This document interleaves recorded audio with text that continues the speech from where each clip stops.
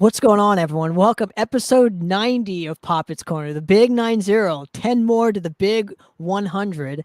And I am pleased to bring on my very, very, very good friend, Mr. Wink.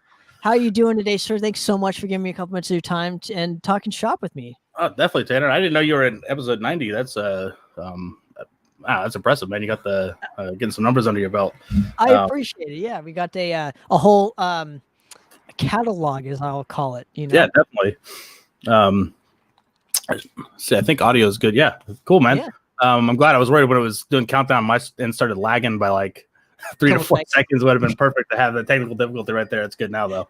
It always happens like that when we're like playing shows and whatnot, right before, oh, fuck, my my amp's not working. Or oh, yeah, no, man, I'm like the king of that.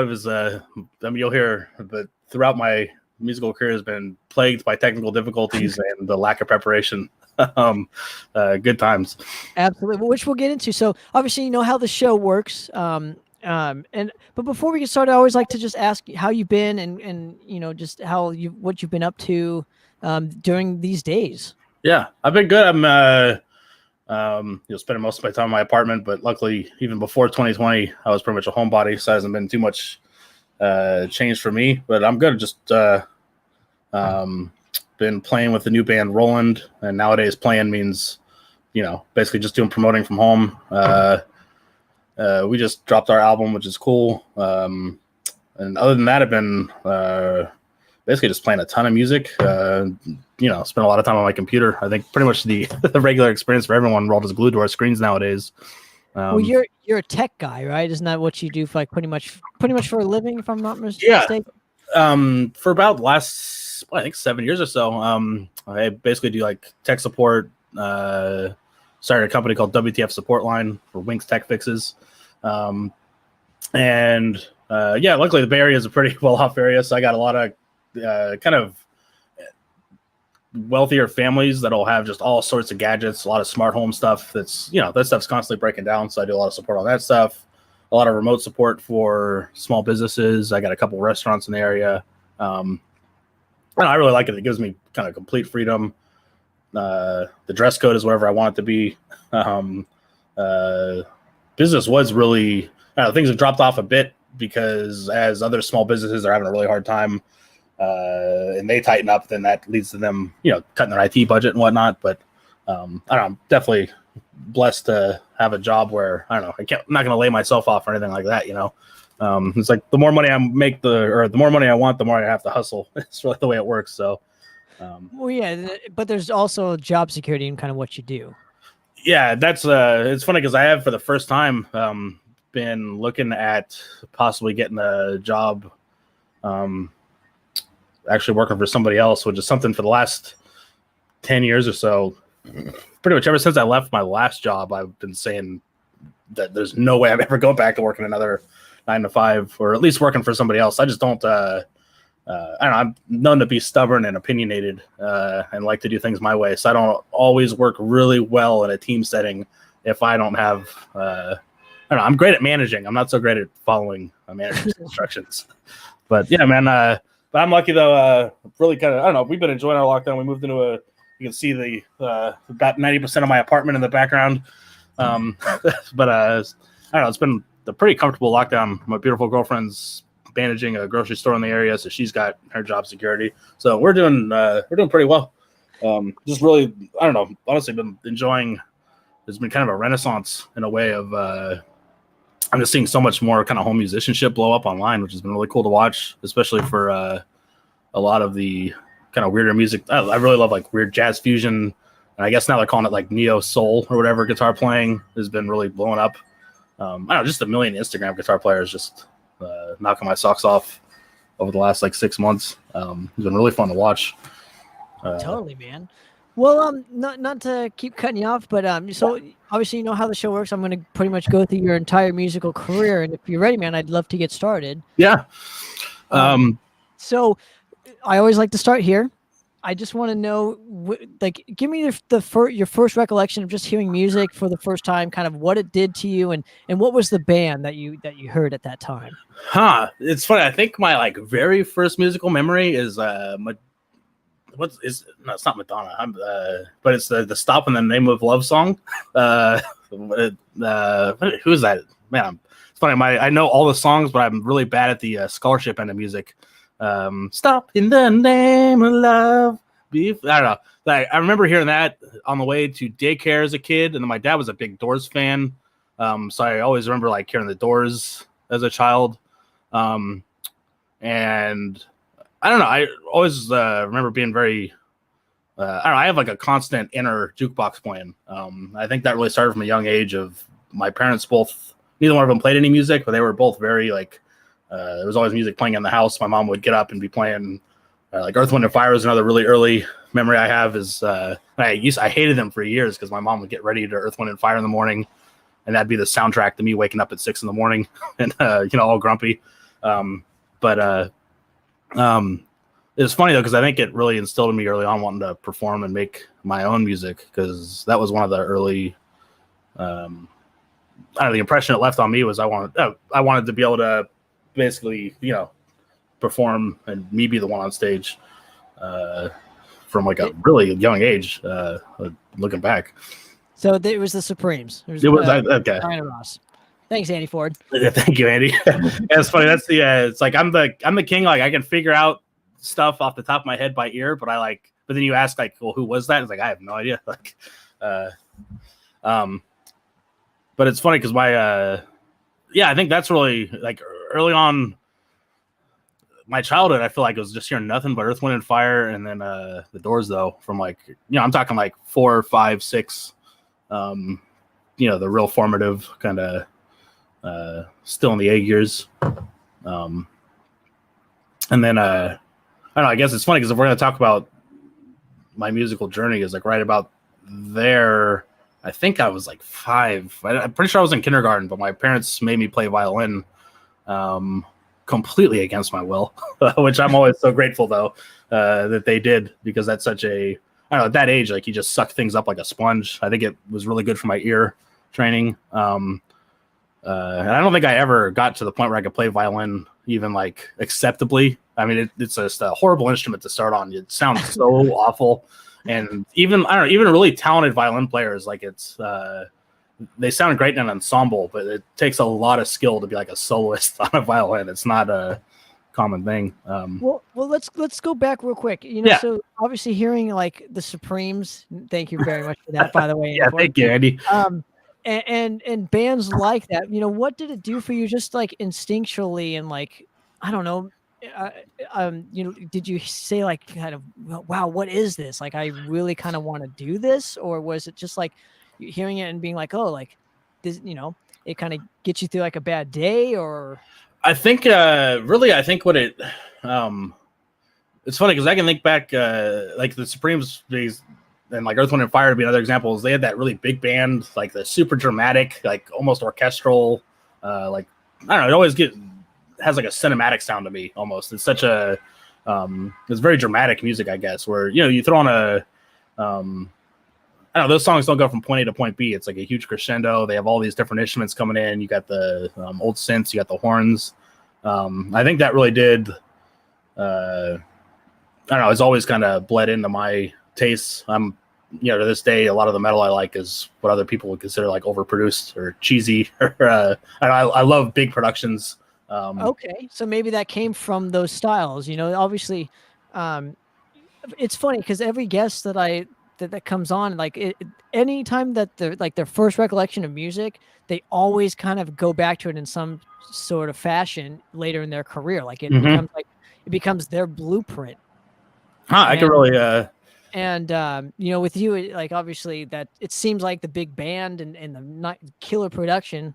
Obviously, we can hear it on your records, which we'll get into.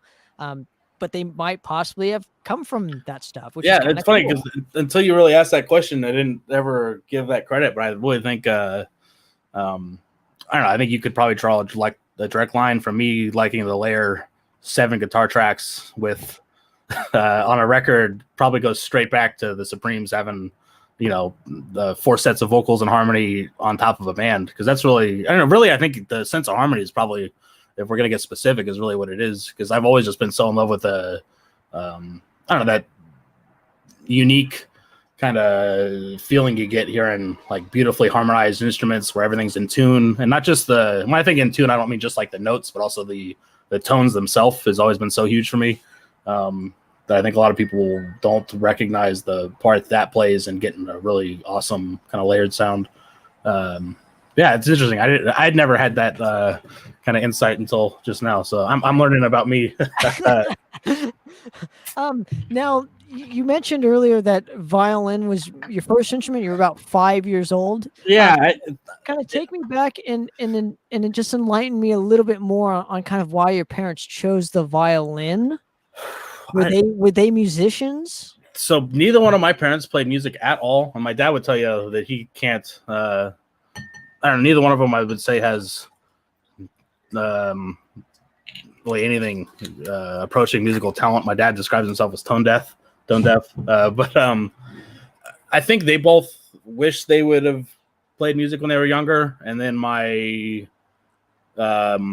mother's really close friend, her name is Annie Marie.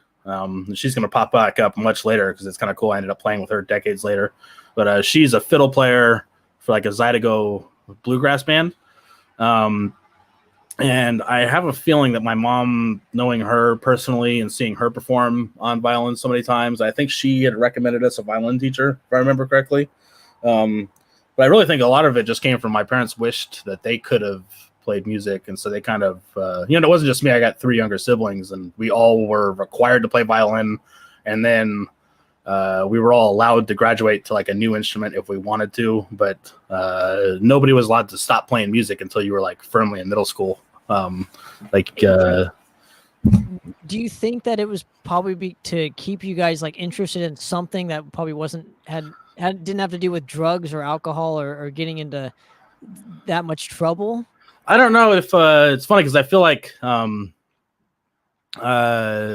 on down the line, my mom wished I wouldn't have been playing guitar because she definitely had some kind of and it's funny because honestly, guitars kept me out of trouble more than it's gotten me into it for sure. But I don't know. It's funny. I don't think that really entered their minds too much because my parents had such a I'm born of a Mormon father, and then my mother went to the Catholic high school that her dad was the principal of. So it was a rather strict upbringing.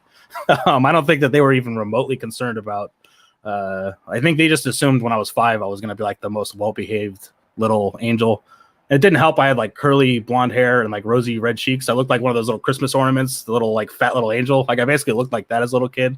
I should have, but if I would have thought ahead, I got some. What, you got it hanging in your tree back there? I wish we got Baby Yoda up at the top, but I got no. We got I got some adorable pictures of me, little rosy cheeks playing violin recitals. But I think that's really a big. It's funny because both my parents have both said, and they're teachers, so it's funny they speak in front of a crowd all day, but they've both kind of said they don't like to basically do the performance end of things. They have some kind of anxiety wrapped up in it, but I don't know if that was part of.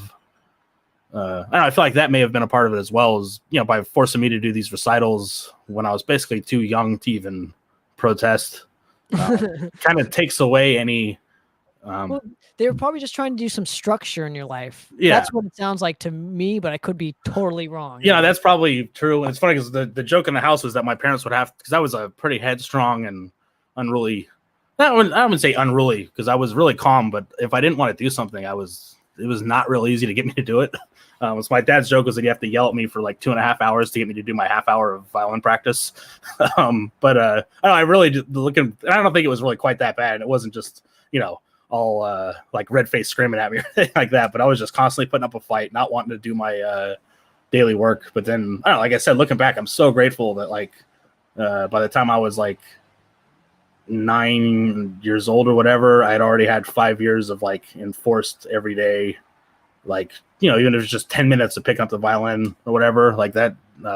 You had a structure. You had structure in your life. Well, not just the structure, but like that brain training to be kind of wired for music. I don't know. I feel like you can't really like go back and get those years back. You know what I mean? So, so going off of your point of basically doing violin recital, every day. When was the moment where you had reached a point in your life where you're like, you know what, I kind of want to switch to a different instrument, and what was that instrument for you? So I think I'm actually having a vague memory, and I'd have to. I don't know if we can.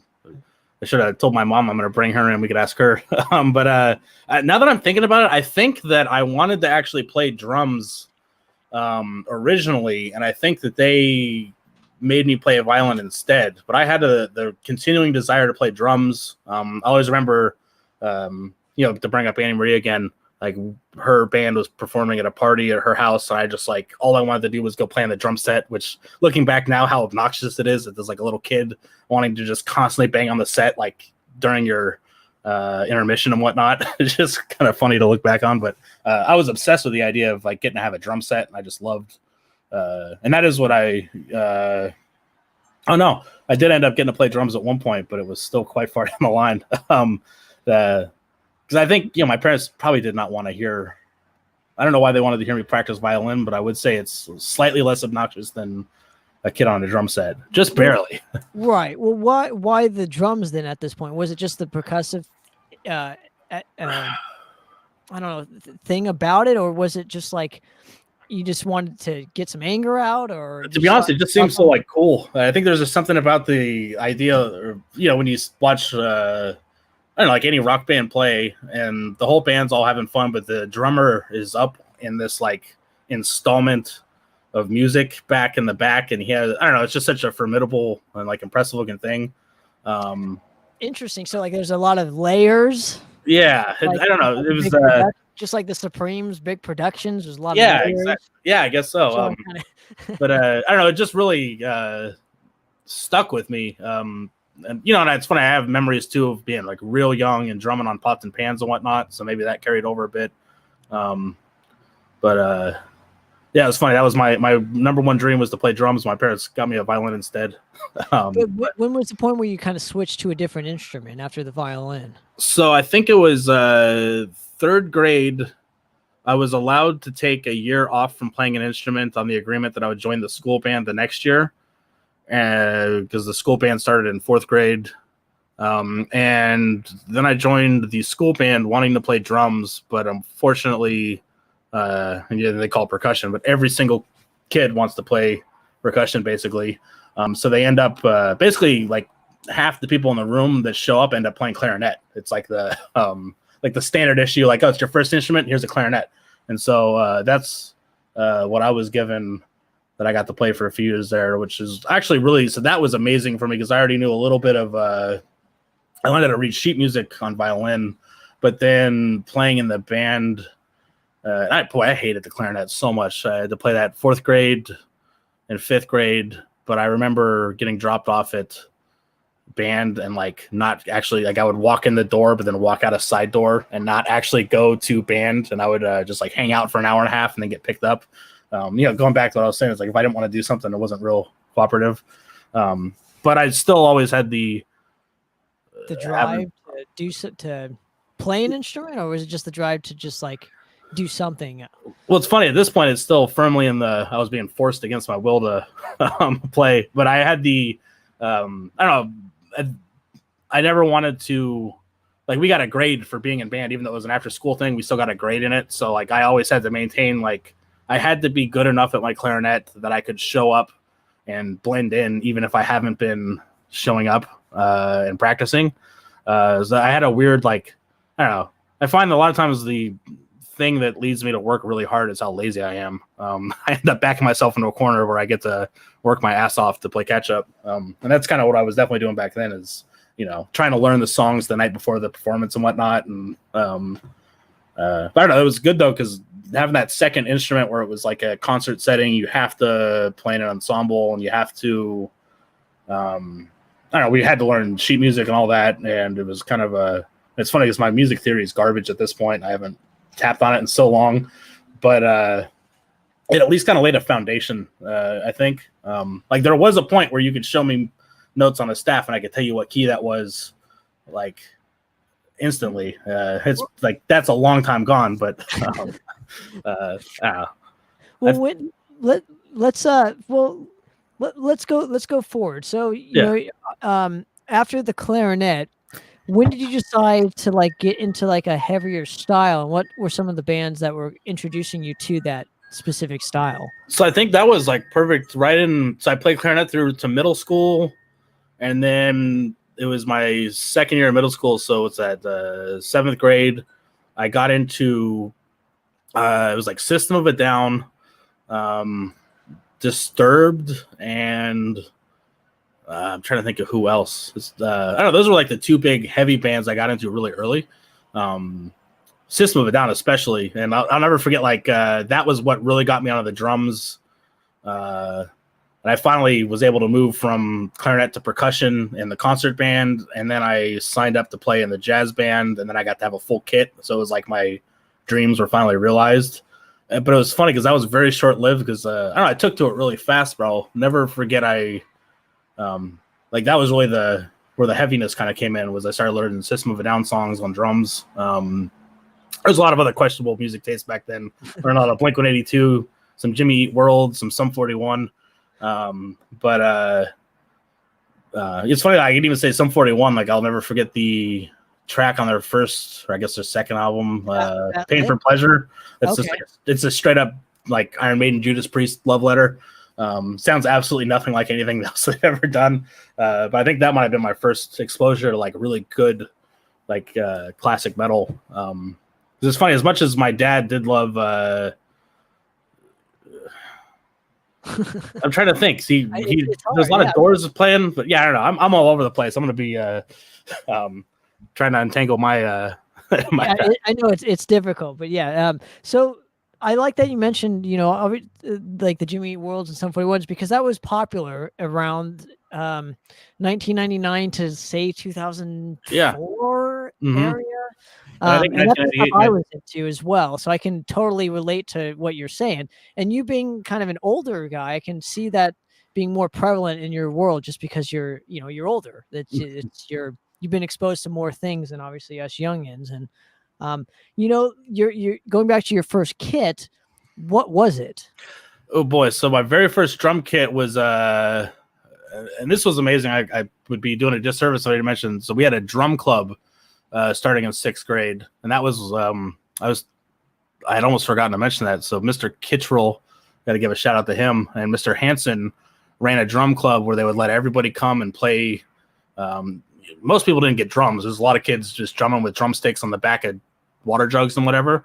And it was cool. They showed us how to play like Wipeout and La Bamba, and like basically it was paradiddle practice. But at the end of that first year, for whatever reason, Mr. Hansen could tell I was just really into it and let me take home his, I think it was like a Tama drum set over the summer. And then at the end of the summer, I upgraded to a like no name kit that my grandfather got me from a church sale. But that kit I feel like was I don't know, that was like my baby for years. It was like a massive gospel style kit, like massive ride cymbals, this huge kick drum. And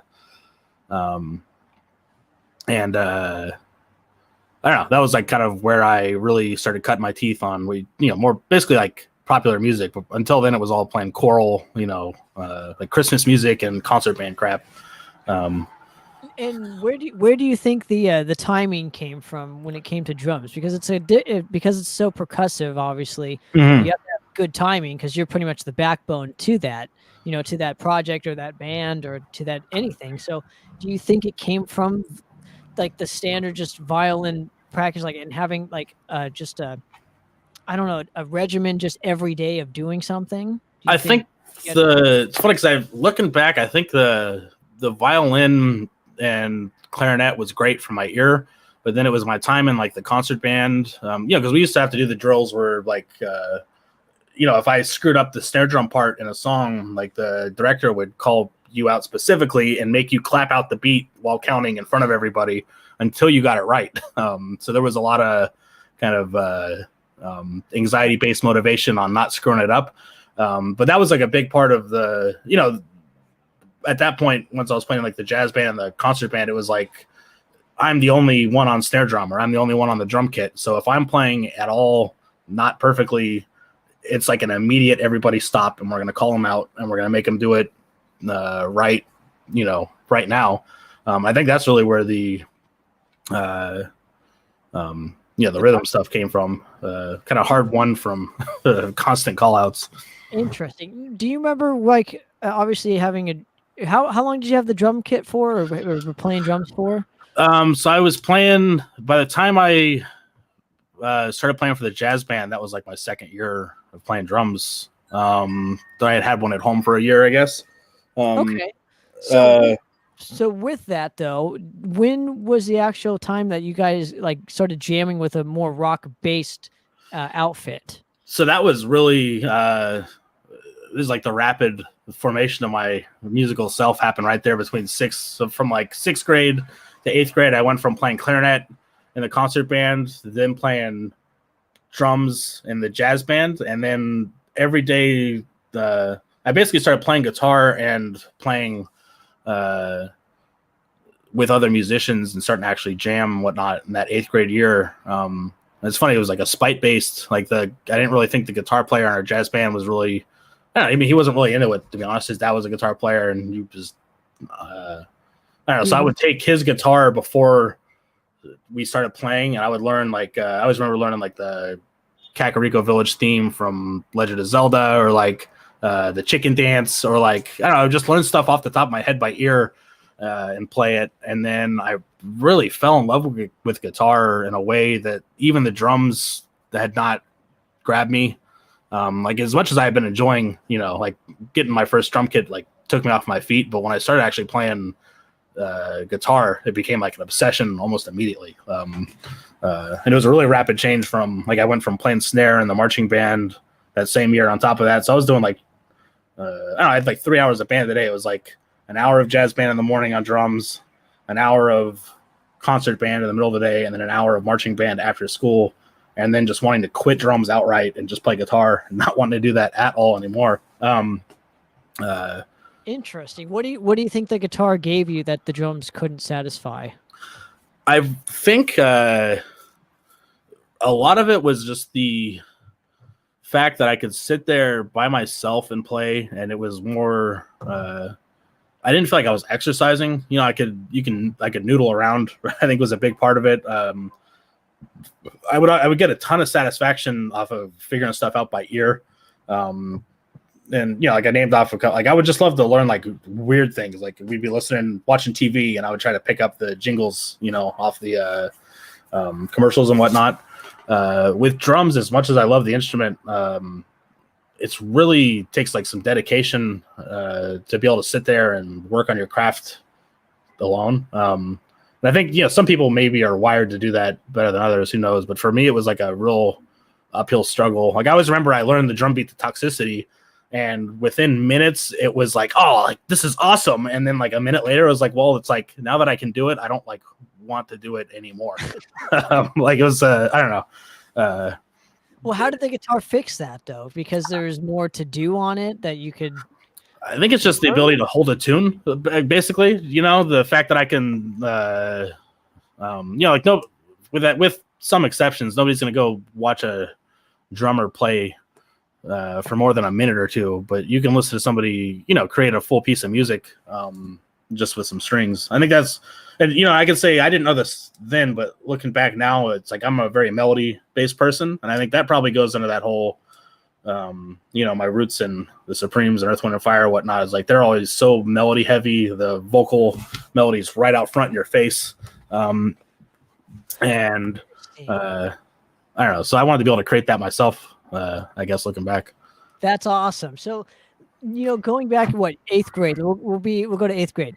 What was the climate currently that you were noticing around in your area, in pretty much the Bay Area? Because that's where we're basing this off of. Hopefully, people out there know you are from the Bay Area. Mm-hmm. Kind of curious, what was the climate of the musical landscape? So it's funny, and so when I was in eighth grade, that's like 2002, I believe, 2001 maybe.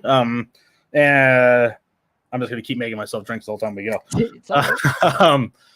We're having a good time. Sunday's the one day I get off. it's funny because I have a distinct memory of like Marilyn Manson kind of bursting onto the scene. Again, it's funny because I had such a I wasn't allowed to watch MTV growing up. Like I said, I had a pretty strict childhood. Yeah. I mean, I don't know. I broke all of the rules, but at the same time, anything in the house, it was tough to. I don't know. So it's I always remember there being a certain amount of like I was strictly not a metalhead in those early years, even though I did like System of a Down and Disturbed, and I didn't even really know what I liked about it. I guess is what's funny. But I do remember there being I remember being aware of Slipknot and being aware of Korn, and just I don't know, they never did anything for me then. And it's funny, I've never been able to it was kind of shocking to me when I played in a couple death metal bands later and they were held in such high esteem, because I always just had that same idea from middle school. It's that's just dismissive basically, is how I treated it.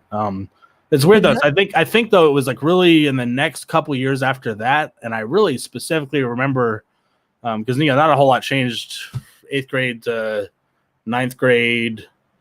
I basically just quit the band. I kept playing guitar, but then it was in 10th grade, I believe, was when Dimebag got shot.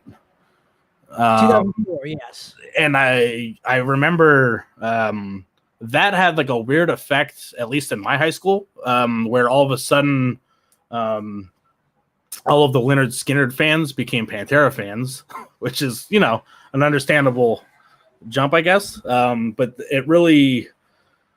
it changed the landscape of things. So it kind of changed the stereotype from the metalheads being the weird dudes wearing Jinkos and having suspenders hanging around and too many chains. All of a sudden the metalheads weren't the weirdos anymore. And and I think part of that's too, just that kind of odd ICP, just, I will never understand that, that little pocket of fashion was really weird. That scene or whatever. Yeah, but because I definitely went to school with a few kids doing the Hot Topic goth, way too many zippers, and it's funny because I don't know. I guess looking back, it was such a superficial thing. It was that was their entire personality. Not just them, but almost everybody is the dude who became a dime bag fanatic. All of a sudden was wearing a Pantera shirt 3 days out of the week, and would never show up not blasting Vulgar Display of Power. But it's interesting because it was right about that time, and I think that's I'm not sure I'm saying Dimebag getting shot is what led to the Bay Area revival or whatever, but just it was around that time that there was this seismic shift towards being in a metal as a priority, stopped being I don't know, it got way less fringe and a little less weird, I guess. Okay. And I think a lot of that does because that's trying to think of what that was when Iron Maiden and Dio, I know, went on tour with Motorhead. It was Iron Maiden, Dio, Motorhead went on tour right then. I think there was also a lot of great the Bone Bash started getting put on right about there, which I guess you guys don't have the Bone down there, but the Bone is the Bay Area rock station. They started putting on the Bone Bash, which every year they call it the classic rock, but there'd be metal on there just as often as not. Well, did you start to when did you start to notice the local climate around you? It's funny, man. I'm so for me, the first local metal show I went to was the first Fog show I played in 2009. So I was completely, it's funny. So I had my own musical experience ran parallel but non-interacting with the rest of the scene. Because I was, like I said, I had that, I don't know, my parents probably would not have let me go to the Gilman if I would have asked them to. I remember getting dropped off at a Van Halen show in 2004, I think it was. With Hagar. Yeah. Singing for him. It sucks because I'd have nothing against Hagar, but they didn't play any of the. I don't know. I didn't get to hear Hot for Teacher. I was disappointed. But I don't know. It was. I think looking back, I think that is right when around 2004 though. I know Benicia started to do shows at the there was the Armory, and then in Benicia already had like a little punk scene going on. We had a small venue on First Street called In the Company of Wolves that would do shows. It's just kind of funny because my own personal experience, like I was I don't know, I was like a monk. Like every day I would wake up, I would go to the skate park, and I would like stay there until it was dark, and then I would go home and I would play guitar until it was time to sleep. So you're a skateboarder too. I was up until I quit it. I quit almost the exact time I joined Fog of War. I made the decision that like I don't know, like I would just skin my palm and not be able to play guitar for a week. And it was, at one point I broke my hand and like couldn't use my left hand for all of like 6 weeks. Once I finally joined a band, I decided, basically just hung my skateboard up, and I would still go hang out at the skate park, but never, I don't know, hardly been back on one since. I miss it, but I'm also, man, I'm already paying the price. I mean, those years of skateboarding, I'm 32 now, but my like right leg all the way up from the hip to the ankle is like in its 60s. Like aches every day. Yeah, it's not it could be a lot worse though. Totally. I had a similar experience when because I would always ollie the 5 stairs down here, and one time I landed wrong, and it only took that one time where I sprained my ankle, and I was like, you know what, I'm gonna find something else to do. So I picked the guitar, because I wasn't gonna like get hurt playing the guitar, hopefully. Now, like, let's go to your first band when you were playing the guitar. So what was it? What was it called, and how did it form? So there was a brief time I jammed with a bass player, but I wouldn't really count that as although it was very formative. I got to give props to my boy Ross, because we took lessons together, which was an interesting. I got to sit through his lessons for bass, and he sat through mine. But then in high school, I joined a band called We the Tree, which was, I guess I'd have to call it indie. I don't know. It was, at this point, I think my personal taste, like I was worshiping Stevie Ray Vaughan. He was my like holy grail. And I had just gotten, I think that was the year my boy Chade burned to me every single Testament, Megadeth, Metallica, and Iron Maiden album, all, and just dumped them on me. Which was like my, I don't know, but yeah, We the Tree was the first band, and it was, I don't know, it'd be really bizarre to hear that stuff now. I wish I had tracks of it somewhere, because it was an acoustic guitar player. We had a guy on piano. We had Dave doing vocals. And then I basically was just there with my Fender Strat doing like just literally strict lead guitar. Like I would never, like, no chords. I like would not contribute to the song at all, except in a lead capacity. It was I don't know, it was an interesting kind of way to play music. I don't know what well, let's go to the first show. Was that when you were playing shows around that specific time? We had done so that band played a couple of shows. What was that experience like for you for the first time that you went on stage? Just putting your foot on the stage. Yeah, it was really it's funny. So on one end, it did feel like familiar, because I had, I don't know, like how many dozens of concert band and marching band things at that point. So it was like very familiar in that sense, but it was such a it was a little bit of a shock to have the realization, like, oh, I'm not up here in a sea of like 70 other kids with the same feather on their hat or whatever. Like I'm actually, like I'm Wink, and this is my half the stage.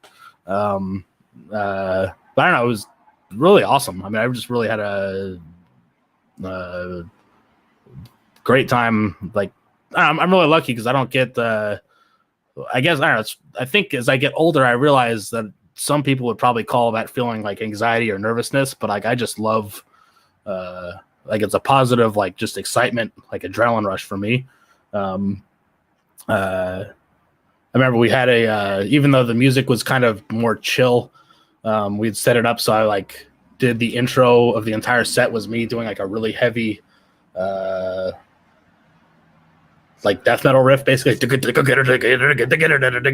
it'd be really funny to start things out on that note, and then heavily transition. Totally. Well, yeah. Well, after the first show, and you've been playing a couple shows with this specific project. When was the point that you had decided to either check out, or did you get fired, and after join? I mean, your next project. Yeah, no. So I had like known the Fog of War guys, and that's like Fog of War is really the first like real, I would say, like serious music project. Because We the Tree, as much as it was fun, and that was like my first collaborative musical journey with some other people. It was not like I ended up quitting the band and then selling them my songs that I wrote for like me to be able to copy the like homework from one of the dudes. Like I wasn't really taking it serious, but I had known Matt, the Fog of War drummer, all through high school because we had like weightlifting together, and then we both, we're at the skate park, and he had kind of hinted at a couple of times that they were having some issues with the current guitar player, and might want me to come jam or whatever. And then one day I was at the skate park and just it's kind of funny because I knew what the call meant, but I got a call from Matt like, hey, you want to bring your guitar out here and come play a little music. Threw my skateboard in the car, went and grabbed I was still playing a Fender Strat, dragged that out to the industrial park in Phoenicia and went and learned a couple of Fog of War songs. And give me a couple that you were learning at that time. So I think specifically I learned DOA off the first album.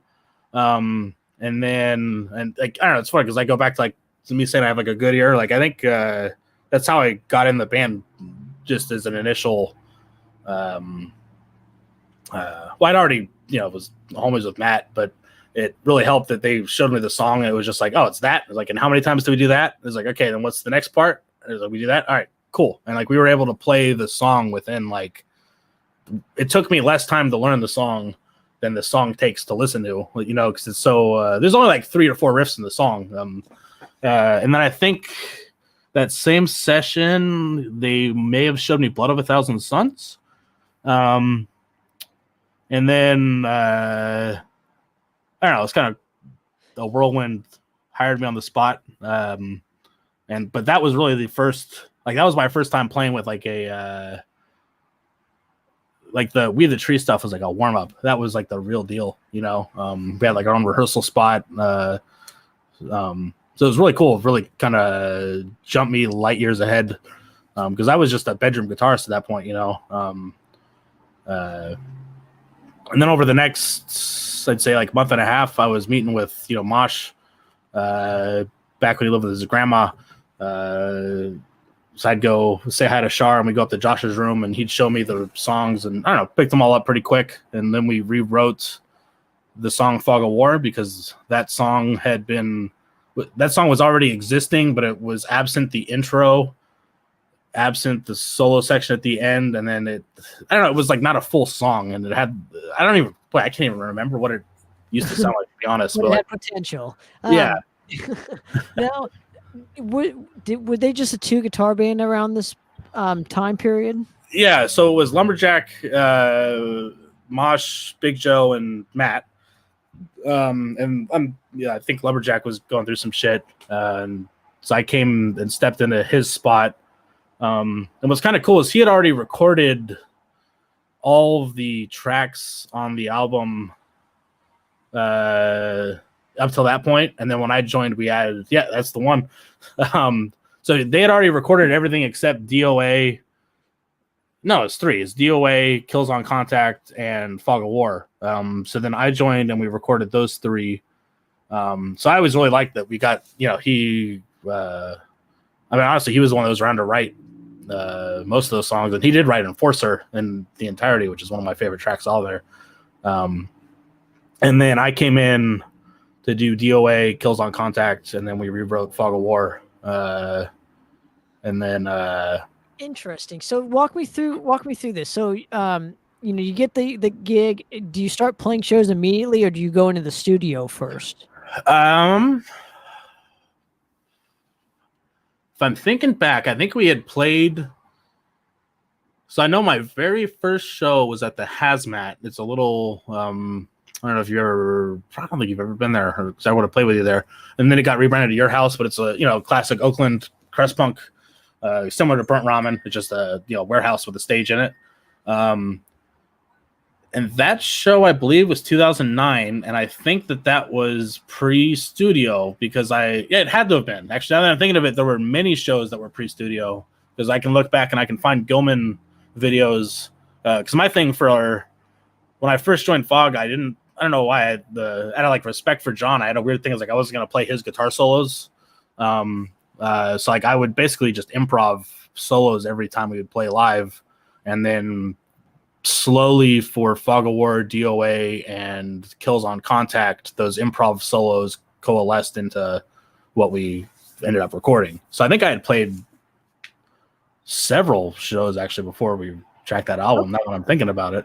And this was a different experience for you. This was a lot heavier. So, did you get the same feelings that you did with the previous band? Just Fog of War. Okay. Oh, it was like a whole different like order of magnitude. Like the stuff I was doing before that was fun, but like the experience playing live with Fog, especially, but even just the regular music, I don't know. I could actually lose myself in it. It stopped being an intellectual exercise and turned into having fun. Well, that's because it's so high energy. So it's a much different energy than what like an indie band would be. You're playing a much higher intense fucking form of music. So definitely, that's definitely part of it. There's also, it's funny because there's a complexity issue too. It's not just the energy, but Fog started to bring in the, I don't know, Joe, I would always describe as he basically like played lead bass.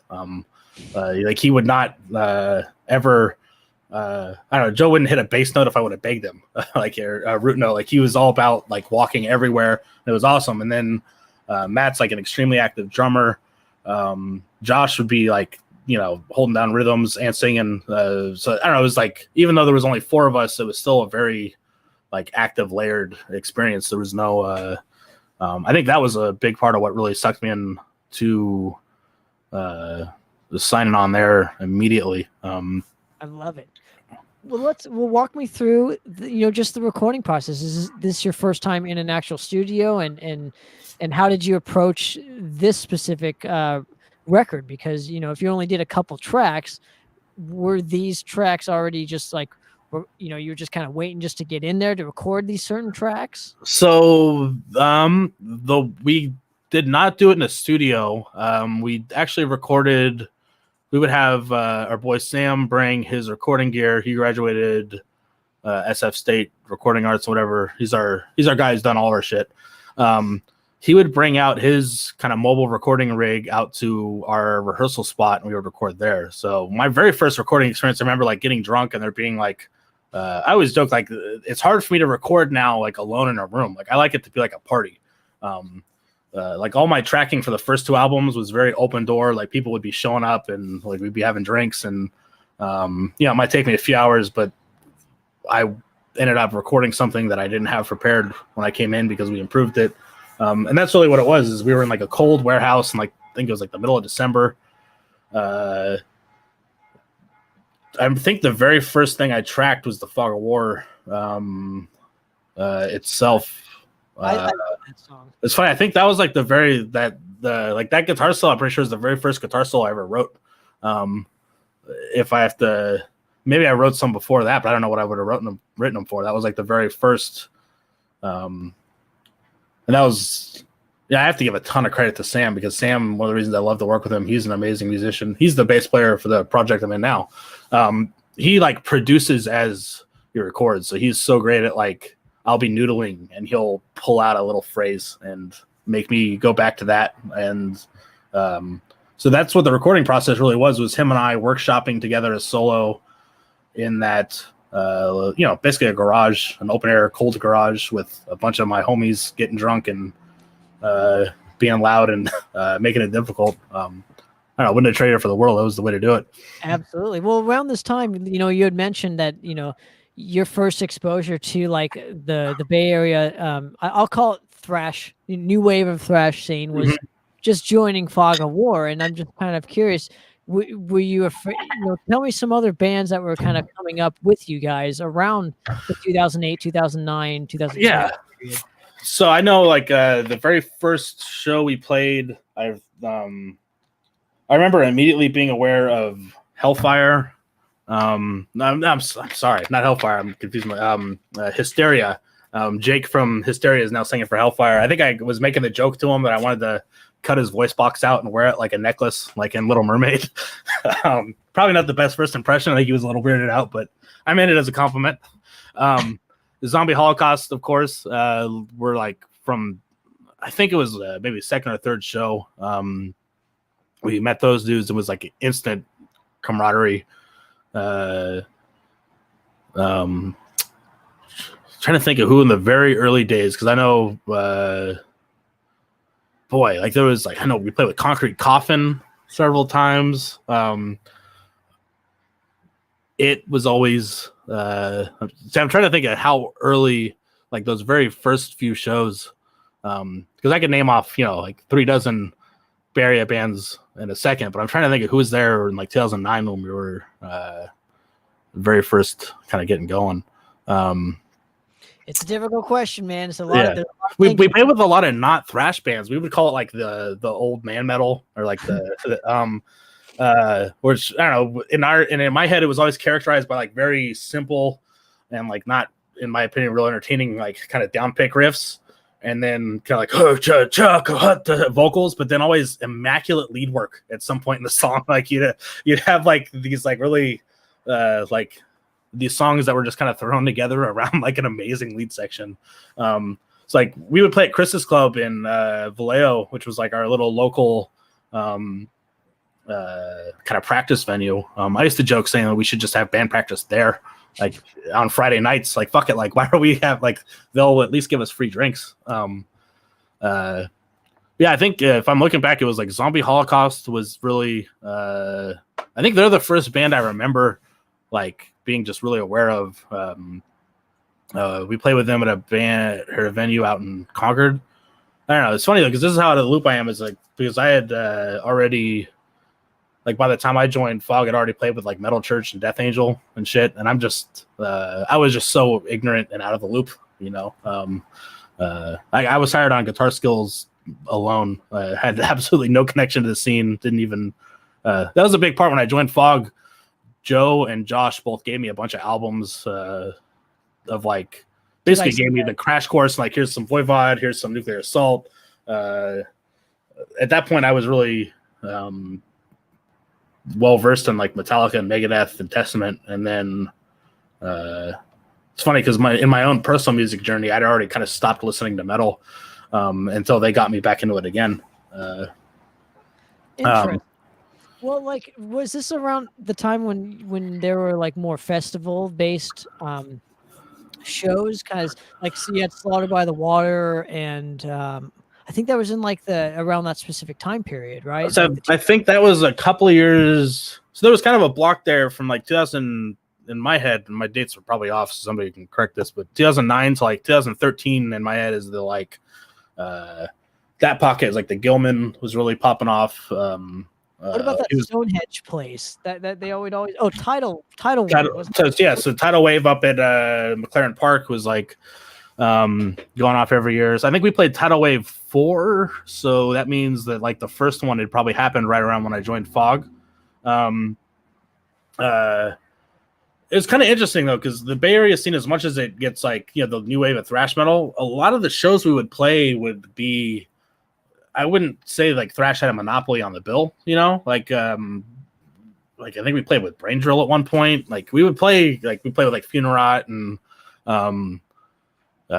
who aren't Bay based, of course, but I don't know. I think that was one of the strengths of the scene for a while there, is like you just get these really wacky Gilman bills with I don't know, Decapitator headlining over like a death metal project who's being opened by like an instrumental, like weird noise grind thing. I'm not sure who was doing the booking for any of those, and I'm not sure if it would be considered good booking because none of it fit the bill, but it was always kind of, I don't know, I always enjoyed it as somebody who's just a lover of music.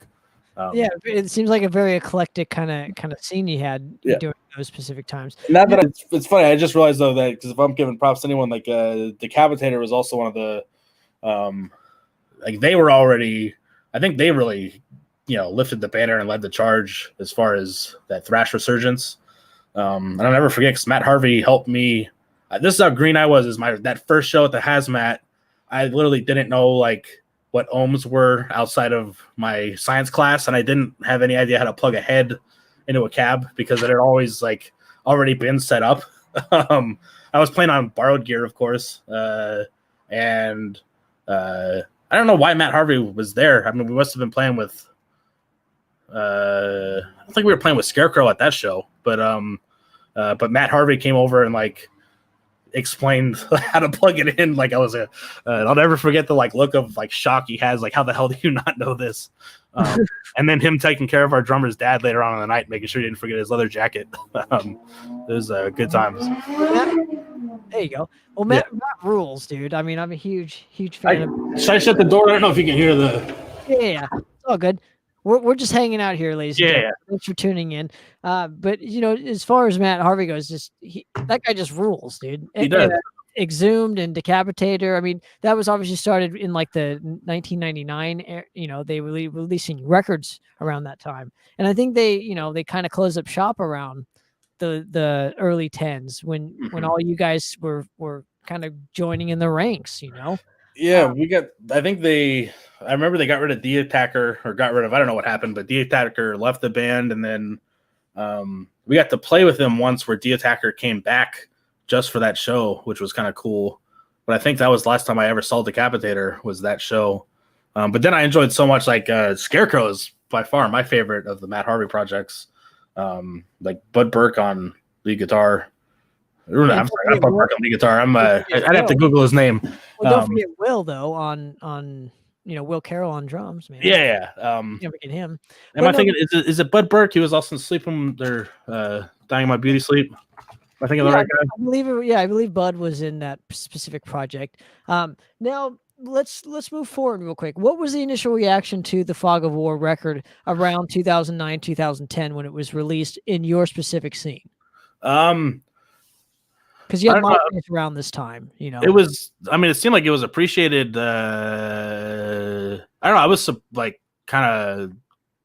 I don't know if the right word would be. Like on one end, like it was weird. Like, oh, people like this. It was kind of like I wasn't. I won't say like I was shocked. Like, oh, I can't believe people like our trash. Like I was proud of the stuff we put out, but it was really kind of surreal to be, like on tracks that.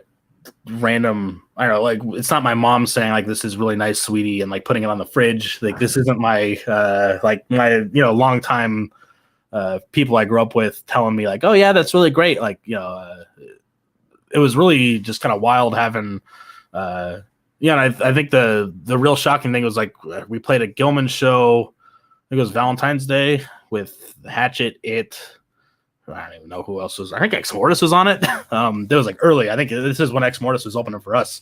But we had played like 2 shows in one night. We went and played in Alameda, and then we went and played Gilman right after. And like it was like beyond capacity, like sold out. Plus they let more people in, and like I couldn't believe like, oh my god, like people want to like they want to hear us play. It's kind of, I don't know. It was a really kind of surreal experience. And that was like, I think that show specifically, I could say was when like I could really tell like, oh, we really have something going here. Not us specifically, but the scene up in the Bay Area was booming. And you learned what ohms were. So congratulations. I knew how to plug my head in to the cab. So it's funny. I still have to double check every once in a while. I am not a gearhead. I just like to make music. That's funny because you're a tech guy, but you're not a gearhead. Yeah. Well, it's funny. Well, yeah. Anything with a computer screen, I can figure out pretty much instantly, but as soon as I start touching like wires and cables, I just everything's out the window. That's funny. Now, walk me through, because there was a documentary around just the whole thrash experience. I know you guys were a part of it. Mm-hmm. Walk me through just getting in, the guys getting in touch with you to get interviewed, and I guess you guys were interviewing at some park, which was really strange. Yeah, I'll never. that was an interesting interview. And we had done a few around that period. Was that the Bay Area Thrashers? Was that the name of that? I always forget it's like a thrash metal documentary. I don't like. Yeah. That was I don't know. That was also another wild experience. We had, at that point, my interview strategy was to sit there and not know what to say, and then to wait until they asked for like what were you guys' influences, and for me to just be able to like pipe in with Van Halen was like my main goal, so I could break up everyone else's metal worship. I could throw in something I don't know, genuine but unexpected. But yeah, it was cool. And we did a couple with a couple foreign kind of press things too. All that at that point would go through Joe, and it was all done on MySpace, of course. These guys, from when I interviewed Josh, he told me that these guys literally drove from like East Coast or Canada, wherever they're from, to the Bay Area. I think it was Canada, and they didn't come just for us. They did a whirlwind of Right. But yeah, it was really. It's funny because I did not at that time appreciate what that meant, but it's really crazy to think that whatever it was that we were all just doing in our spare time in garages was like inspiring people to make journeys like that. It was kind of a crazy, I don't know, had some lightning in a ball or something going on. Well, you had released a record kind of early on during this period, because I remember that was one of the first records I got, was the self-titled Fog of War record. It's funny because it had been delayed so much by having to have a lineup change in the middle of it, but it was serendipitous, and like I think the timing it came out was perfect. I think if it would have came out a year and a half ahead of time, which is what would have happened if it was on schedule or whatever, like I don't know, I think the 2010 release was actually like. I don't remember what was going on in 2008. You know what I mean? I don't know if. Well, you had there were other bands releasing records around that time period. Definitely. I think though you said it right. Like this was the perfect opportunity for you guys to showcase yourself. And going through that experience with, especially the thrash documentary, that was kind of one of the first times I was exposed to a lot of it. Was exposed to a lot of that stuff, and I was just curious as to like your experience just filming that, and then when the documentary kind of came out. It's funny because I'm like the worst. He's so frozen. Am I frozen? Oh no. It's funny. I can see you on my end. There you go. There we go. He's back, ladies and gentlemen. All right, go for it. It never froze on my end. It's funny because and to this day this carries on, but I'm so like I kind of hang out at home, and like I don't read the comments. I just like to make music, and which is why it was always crazy to get that feedback of like those guys driving out to want to do an interview with us. But I actually don't know if I've ever watched like the interview or the documentary. Like I'm not even sure what's in there. I just remember hearing that people thought that I was Davey from Havoc because I guess him and I cut a similar profile when I'm about 30 pounds lighter and wearing sunglasses. And that was also another kind of wild thing though, to hear people making that connection. Like, well, you look like this guy from Colorado. I don't know. It was just the weird, I don't know, somebody who grew up in a town with like 20,000 people and only one Starbucks. It was kind of weird to have like that kind of cross country stuff going on. And especially I remember trying to think of the first time I found out we had some like international kind of attention, but that was just really like shocking, basically. Well, it was yeah, go ahead. Well, because you guys like hardly toured for these specific records, and like just having somebody drive out. Yeah, they drove further than we ever have, man. Like the farthest fog tour, like we've done the West Coast, but we've never even gone to, like, I think is Reno further east than LA? It's got to. It's northeast. It's further. So that's the furthest east we've ever been is Reno. So I mean, I don't know. I in a way though, I think that there's some sort of weird romanticized like a lot of bands who stay together for over a decade end up traveling around somewhere. So I think there's some weird Like the fact that we've been making music as long as we haven't put out the music, and yet it's like we're not going to come play it for you. Like you can find it on the internet, you can buy it, but if you want to see it live, you have to come here, and it's only going to happen like twice a year. I don't know. It's true. I mean, supply and demand for sure. You know, let's go back to obviously, why the long gap in between, Fog of War and Here Lies Humanity, because it had been 5 years. Yeah. And to be honest, it had been longer than that. If you want to look at it from, because in my head, I always think of it as we had a jam spot in the industrial park, and that was like the Fog of War self-titled album era. But we actually wrote Here Lies Humanity and Nuclear Nightmare and the bulk of No Evacuation at that location. All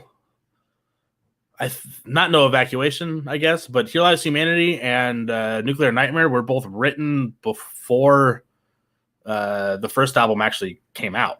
Right. Maybe not completely. Oh yeah, yeah, exactly. See, it's funny. I wasn't around for that one, but there was a. So it's kind of interesting. There was like a gap.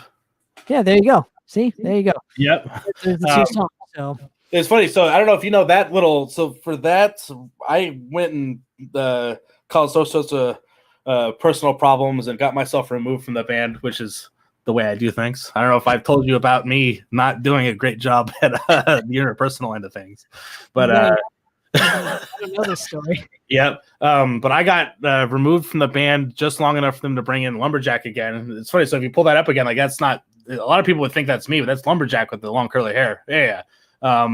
Came back in for that one, and that was recorded at that jam spot shortly after the release of. I don't know about shortly, but within a reasonable time frame after that 2010 release. And then after some amount of time, they hit me up, and we ended up transferring to 3 guitars. And that was, I think, a big part of the reason the record took so long. There was a, we really, I think at one point Josh described it as like, we're not writing songs, we're crafting them.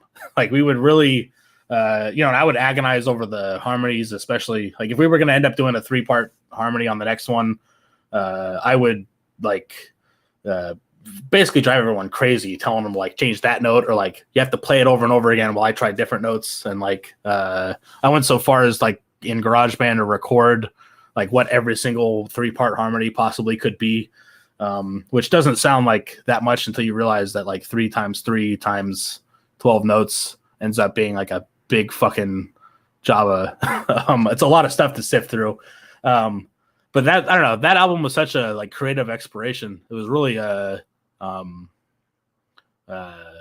say it took like, in ideal circumstances, maybe we could have released it in like 3.5 years, but I really think we had like that much, like writing time. Well, let me ask you this real quick. You had never gotten label support, and I'm just kind of curious why you guys decided on the route you took for these first couple records. For the first one, I don't think that there was ever like a question that we were going to do it ourselves. Like I don't remember. I just don't think it even like.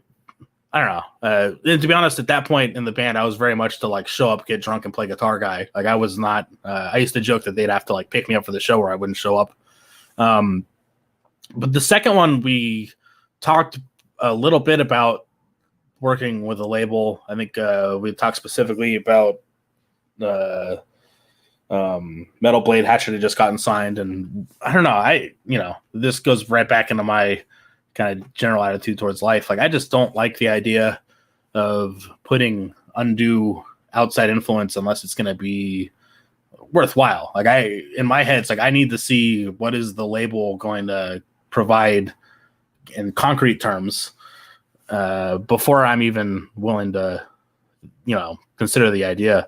And especially at that time, there were definitely a lot of bands getting picked up, but I think we did see there wasn't a lot of like actual genuine support given for a lot of them. And I think we did the right thing by doing your own thing and staying clear. Yeah, and it's like I don't know what anybody else's contracts look like or whatever, but I just know like we never signed one, so we're good to go. Like it's And you still own your own stuff, because a lot of these bands probably don't own their own catalog, which is sad. That's that. really sad to me, dude, that you don't Yeah, own your own shit.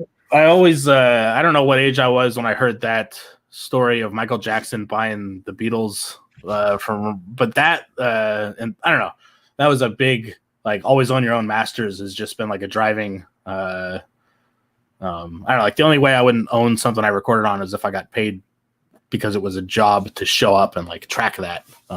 Right. But yeah, man. So it's funny. The second one, I think actually the first record though did get released on Stormspell. But it was it with alternate artwork or whatever. It's not, yeah, it's actual copy. yeah. I prefer the original done by my good friend Brian Warner.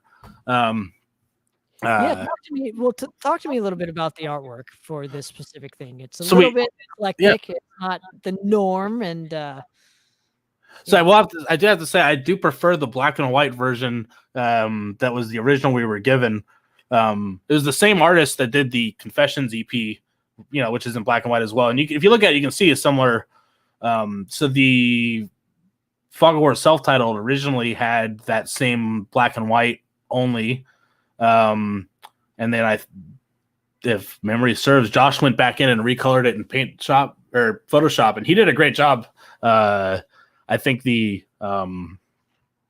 just really like the black and white myself. Although to be fair, I had there's a 2 foot by 2 foot blown up version of it on my wall, and like the detail popped so much in that one. But yeah, we had our friend Brian Warner, who's he's still drawing. He's got his art on like a bunch of skate decks. He actually, I think he was living in Josh's basement at this point. We used to joke he was the art troll. But convenient for you guys. You have an artist living in your basement there. Well, that's what's really cool is we growing up in Benicia. It's such a weird little it's a little yuppie town on one end, but it's also got this thriving little alternative community that's really I don't know. It's an interesting kind of dichotomy that you got the Valero executives living in the same town as the I don't know, the townies.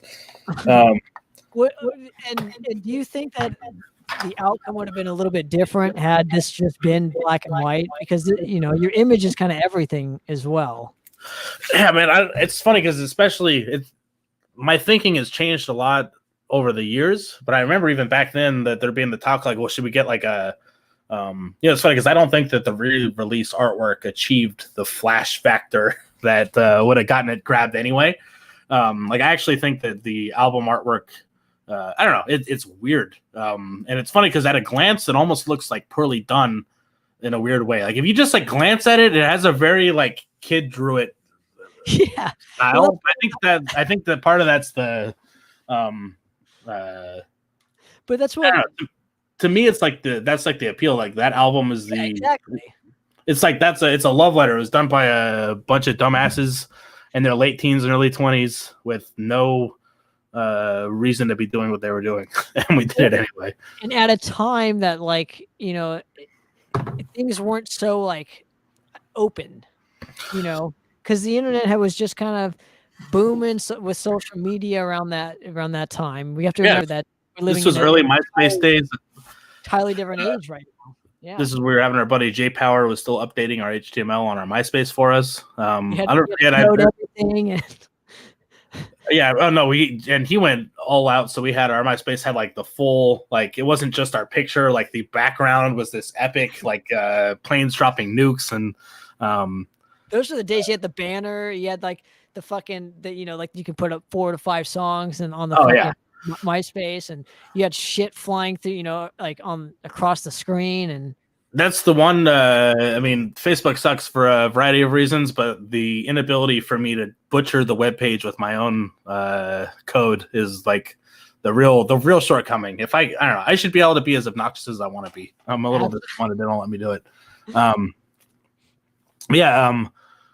don't know. I really think looking back, it's like I think we like I don't know. Could we have gotten more ears and headphones by doing like some sort of label release? Like I don't know, probably maybe. But I'm kind of committed to the idea that, and that's not to say like I've worked with a couple labels outside of Fog, that I've been really happy with. But those were both small labels where it was like, it's like either an individual or a couple individuals, not an operation. You know what I mean? Not a conglomerate, but like Yeah. mom and pop kind of shop is what Well, I call it. I imagine that even like, but I don't know. I don't know how many employees Metal Blade has, but I bet it's not that many. Like, Well, yeah, but I mean, with their market and their whatever and whatever, I mean, I don't know. It's an entirely different thing than just to sign with an independent, which to me is the better route. But I'm only an individual, so I like to own my own shit. But who knows? Yep. I might be too old for this. I think it's funny. I'm trying to think of the right around that time though was when I decided to join another band, and I joined Kildo, which was maybe my Kildo. So what kind of project was this? Let me see if I can find that. Well, give me a year real quick while you're trying to find that. Was it around like 2000, the early 10s? 2012. Okay. I don't know if I'm going to be able to find. But this is when I met Kenji. This is what I love is like my little musical journey has been very interwoven with the same people. I don't know, I've been able to keep working with the same people, but I told this whole thing. We have to do a round 2, and I'll fill in all the blanks I forgot the first time. Yeah, no problem. We'll do a part 2. I just wanted to at least go through what we could. Now, talk to me about Kildo. What kind of project was this? So Kildo was a comedy death metal band. The whole concept was that there was some sort of zombie apocalypse that was going to take over the earth, and we were going to write really stupid songs about it. Like our best song, I think, would be Mar, which is mall, like the mall, like going to the shopping mall, but pronounced with a Japanese inflection because Kenji's got a fantastic sense of humor. But the whole song is literally about getting lost in the mall, but it's like a technical death metal. It's like it's like melodic tech death. It was one of the harder projects I played in. That was probably the reason the band did not continue was I know for sure I was not willing to put in the amount of work that it took to perform that stuff well. Even though it was like pretty well received, but I don't know, the comedic nature of it made it really difficult to like really invest, I think it was ahead of its time because it's funny nowadays. I think there's a few, like it would fit in more now in like the Instagram age. It was a very memey kind of funny like band, but none of those memes really escaped the Benicia scene. Like I don't know. I think we played 3 shows and 2 of them were in Benicia. Just I don't know. But did you record with them? Any demos or records? Or we've got a here. I think I can pop it up in this other window real quick. The album art alone is where is the window? Here we go. Just switch out the video with the album artwork or whatever, or just you want me just to put it up right now? If you switch over to that other one, yeah. Oh no, this is what we're gonna play later. So you're gonna switch. I just typed it and it's updating. Oh, gotcha. Okay. That's the here. Well, I guess I can. Here, you can hear. You want to hear let's hear couple seconds of it? Yeah. Don't blast my eardrums too much, but.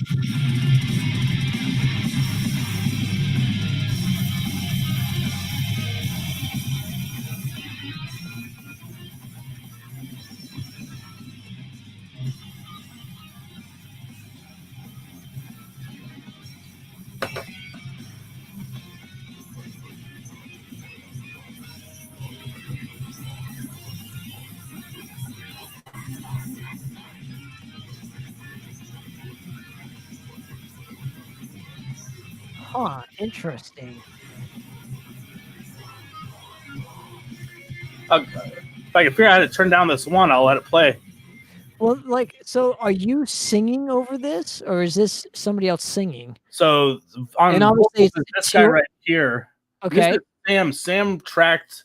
So Sam's the recording artist that did Fog War self-titled and Here Lies Humanity. He's also the bass player for the new band I'm in. And here's yours truly. Here's our eternal leaders, 1 and 2. This, of course, is Kenji.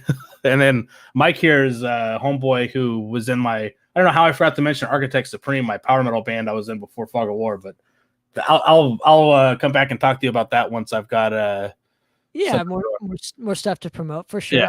Well, so obviously people can go check that out on Bandcamp. Obviously, they're not going to pay $200 fucking dollars for it. Yeah, that's a good example of the like attitude of that band is I don't know, it was like, what's the old saying? It's like James Franco makes like one movie for himself and one movie for the fans or whatever. It's like Kildo made one album for us and then we broke up.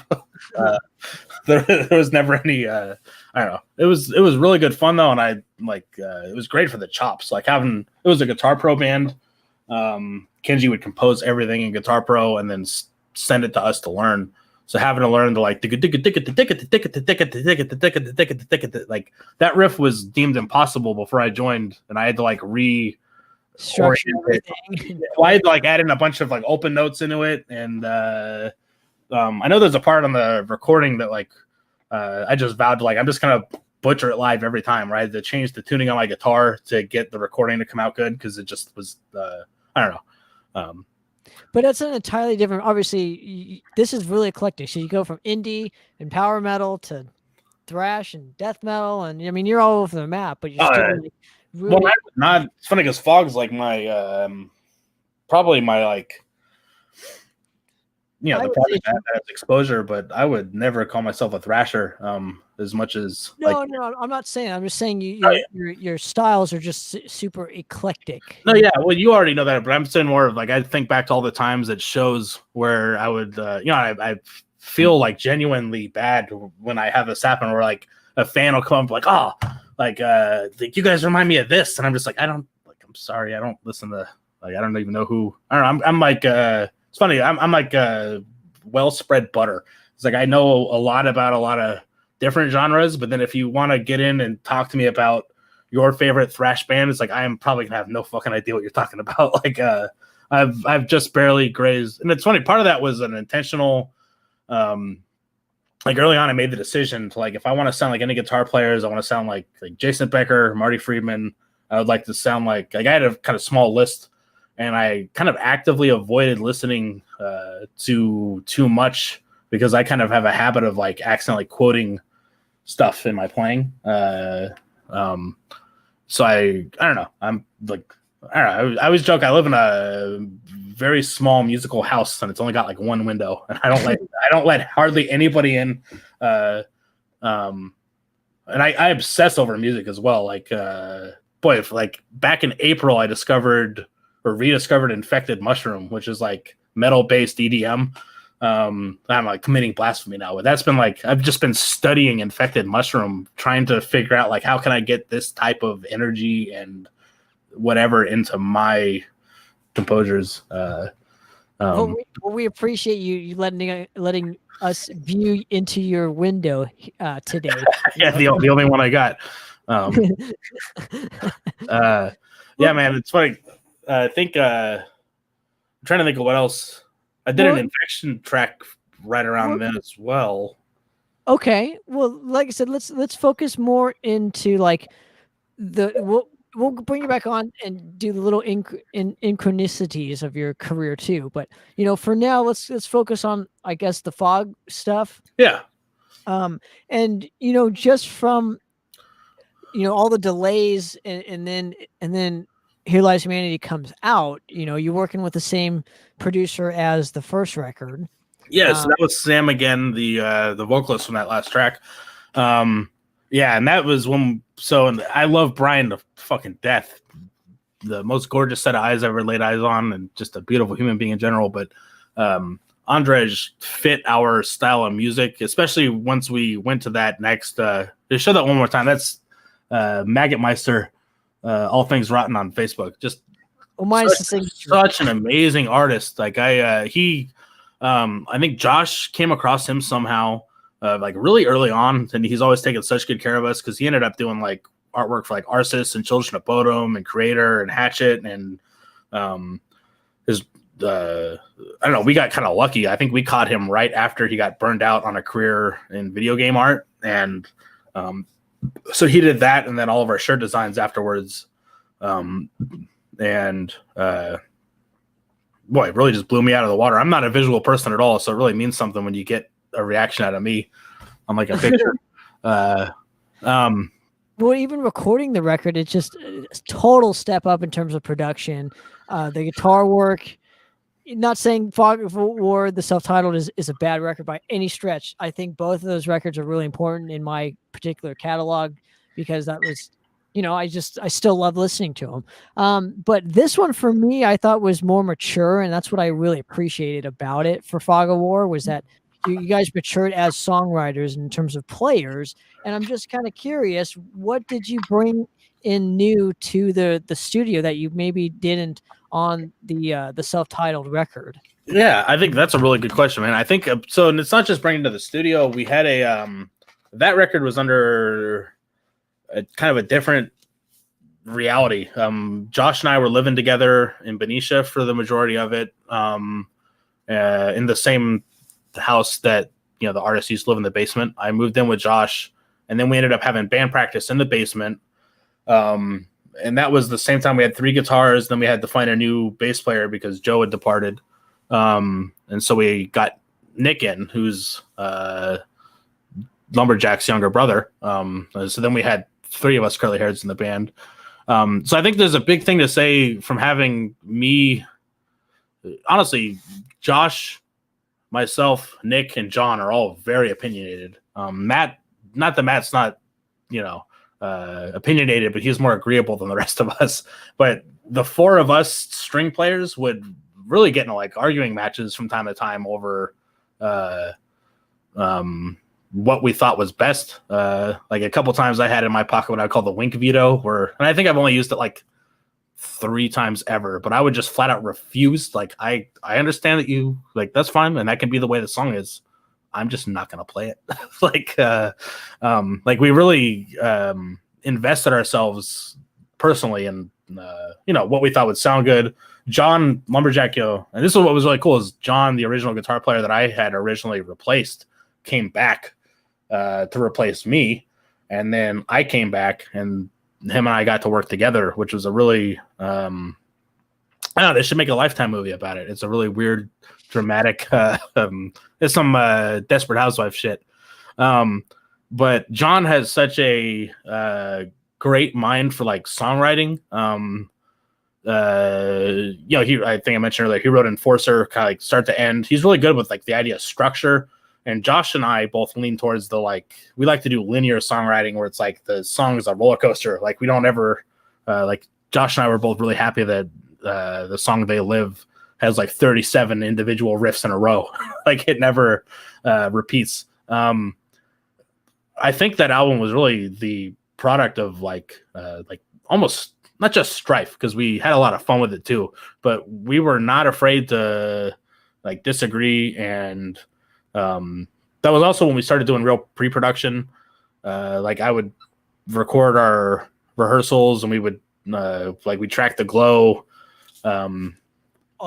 Specifically, I remember there's a recording floating around on our YouTube of like me teaching myself the lesson where I got drunk and announced like we're gonna release a demo cut of the glow tonight. and then we started to record it like an hour later. Like we hadn't even worked on it yet. But that's probably my favorite song off the record. I just love that you guys either Josh is doing some high notes on it or you guys brought in somebody else to do the high notes. We have Jake from Hysteria, who I mentioned earlier, wanting to steal his voice, and he sings for Hellfire now, which is rad. That's something I love. We got like such a little inbred community of like and I assume it's probably similar down your way, but I'm ignorant to anything happening south of my living room basically. But yeah, I think though too, we spent so much time writing those songs. The first album, I don't, like I said, when I came in,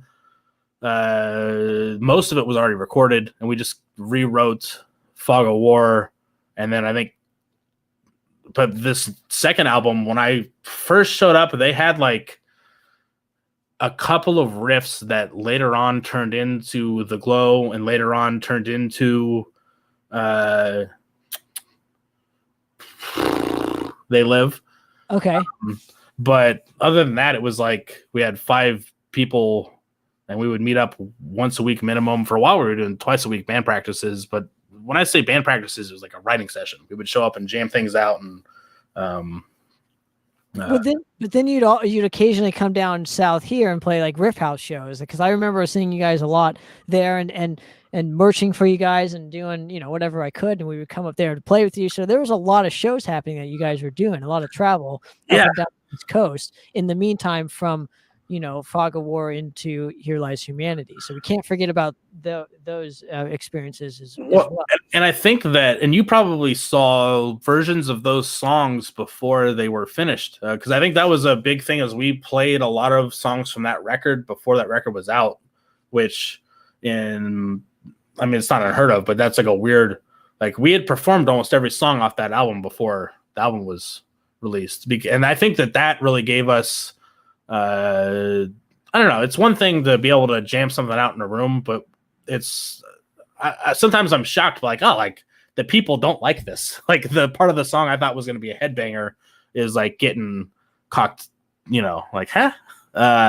And so something about like us having to actually perform these songs over and over again. Like, we definitely went back and put some stuff back in the wood chipper and reworked it out.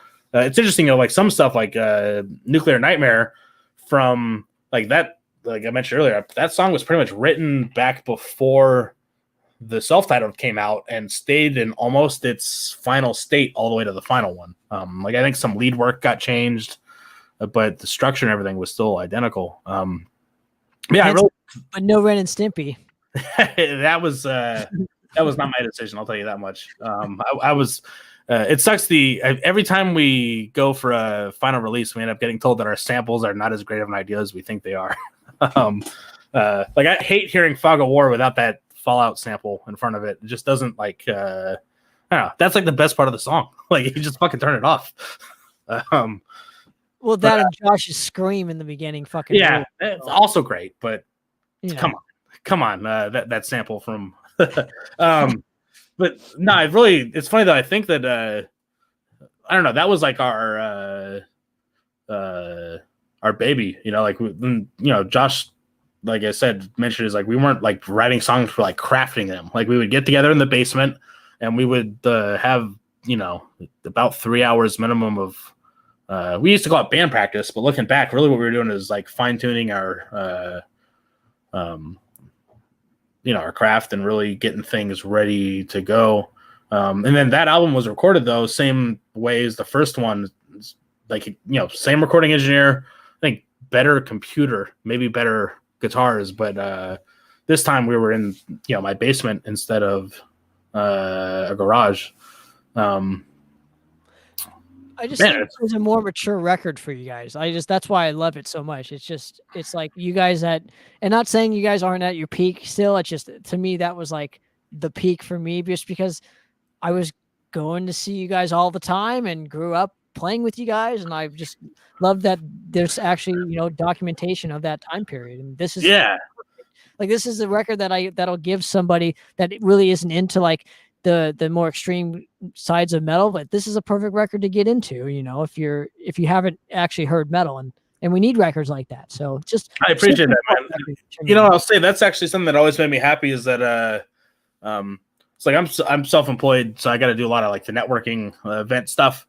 You know, the big deal with business is you have to, you want to be yourself. It's obvious if you're not, and it was always very easy for me to tell people like, hey, I play in a metal band, and people are always like, ooh, a metal band. And I think instinctually, if you tell like a normal middle-aged, or I guess now what I'm thinking is middle-aged is like in their 50s, 60s now, if you say like metal band, they think Marilyn Manson like immediately, because in their head that was when like that, I don't know, that was the famous metal when they were like aware, you know. they associate it with. But I really like that I can show them the fog stuff and like Josh's clean singing, and I don't know. Josh is such a great lyric writer. It really is a songwriter in general. I mean, Josh really does deserve credit for like at least half of the. I mean, he never wrote any drum beats, and he didn't write any of my solos. But Josh would show up with like a song structure that would end up being like anytime it was changed, it was like notable, I guess. Like I can sit here and tell you the times we had to change it, but it was awesome the way, I don't know, the process would through that whole album was really Josh would kind of bake us a cake is the way I would describe it, and then we would ice it. And that's always been kind of my style in general. I'm not a great songwriter as far as like I write riffs real good, and I love writing guitar solos because I think of them as like a 1-minute song. But boy, it's hard for me to throw 4 riffs together and to be happy with it. And I have to, honestly, you were saying how mature that record is. A lot of that I have to say is credit to Lumberjack, John Fryman for. He had a really probably more mature than the rest of us outlook that I think was frustrating at times. That he, you were saying like you really love The Glow, which I think is probably the like closest thing to a hit single we've ever produced. Like if we were ever going to try to put a song on the radio, it would probably have to be that one. And that song is like really a result of John wanting to structure a song the way a song should be structured. Like verse, chorus, verse, bridge. Or it's funny, I don't even know what I can't even tell you what it's supposed to be because I've never learned how to structure a song. But John really put in the work, not just he knew how to do it, but he also fought Josh and I tooth and nail of us wanting to. I think if it was just Josh and me, that whole record would have ended up like MK Ultra, and which I think is a cool song, but it's like it's a long string of ideas.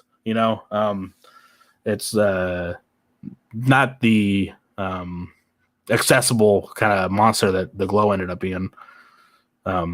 Right. Well, I mean, but I'm glad that those 2 songs are on there because you need that. You need that diversity on a record. Because then if every song sounds the same, it kind of sucks. No offense. No, without a doubt. I think it was a really good kind of mix of the two. And I don't know, John wasn't with us when we recorded the upcoming Unreleased, but he was there for a lot of the writing and his kind of I don't know. It's funny because him and I, boy, how many times am I going to say I don't get along real great with everybody in this podcast? But him and I have butted heads a whole bunch. But I have learned so much from his approach to kind of wrapping a song up. And honestly, all the songwriting I've ever learned was probably from him. Otherwise, I was the kind of guy who wants to put more racing stripes on the fast car. Like, you put 1 stripe on, why don't you put 2 stripes on? You put 2, let's put 3. Put 3, let's put 7. Like I would just keep up in the ante. Let's put more guitar solos. Let's put more riffs. Let's make it faster, more complicated. So I think it's really valuable to have the other voices in the project that were balancing out that impulse. I don't know. It's really a beautiful kind of experience.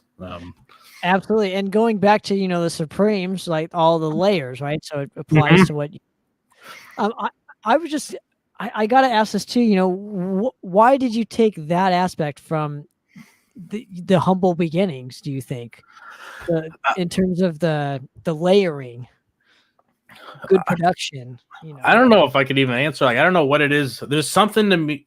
And I should say, like, I had to go to church a bunch when I was really young, and I hated it. Like, I used to practice how high I could count when I was in Sunday school. Like, I got real high, but I would have to sing in like that choir, and like I feel like I don't know. For me, I think that my formative years of like singing in a choir and then playing in a orchestral band, and I'm surrounded by like dozens of other instruments. So for me, it feels like I like Cream, and don't get me wrong, I love Rush, and Van Halen's one of my favorite bands ever. But the idea of me being like the sole guitar player and not having this like drop of other tone behind me to build upon is like hard for me to imagine personally. Like, not that other artists haven't done it amazingly, but I don't think that I could ever enjoy being in a power trio, you know. And I don't know, maybe I could be in a good power trio, but I'm just saying for my own enjoyment, like I would always feel like, man, you know what would make this awesome is like 2 backup singers, a horn section, and a keyboard. Like, it would be amazing. Like, I don't know. I think I have like ADD or ADHD or something. I've never been diagnosed. Like, I have to have a lot of like stimulation. Like, I need a lot going on for me to really kind of lean in and enjoy it. Absolutely. Well, let's go back to your journey real quick. I appreciate you answering that question. Yeah. You know, Here Lies Humanity. You know, what was the initial outcome? Because, and I'm going to tell from my experience, and then we can elaborate on what from your experience. And you know, this record I wish got more push. I felt it just kind of came out, and then that was it. There was no PR, not really a lot of PR behind it. There was no. We did none, man. That's the. Oh, yeah, here. I have an idea. Can I share that other? Because I have to pee real quick. I'm gonna share. You got it, but you know, I just wanted. Yeah, no problem. No. But I'm just gonna pee real quick. I'll be back in like 30 seconds. All right. And I was gonna put that other window up. Where'd it go? It's right there. I got it for you. I'll throw up. So here's the album we're talking about. I'm gonna put up my favorite song from that album. Okay. Very cool. Oh, the title. Okay, so the title track. Cool. Yeah. There you go. So if you're just joining us, we're taking a quick little break. Any questions you guys have to put it in the comments, and I'm sure we'll get to them eventually. But you know, hopefully everybody's enjoying their Sunday. Here's some tunes. We'll be back.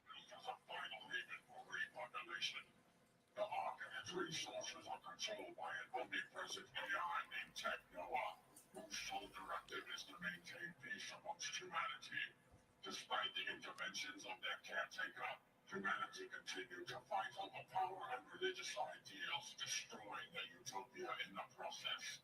Captain Noah attempted to maintain peace and order amongst them until a peaceful human existence proved paradoxical, and their circuit board savior concluded the only path to peace would be grave with humanity's ashes.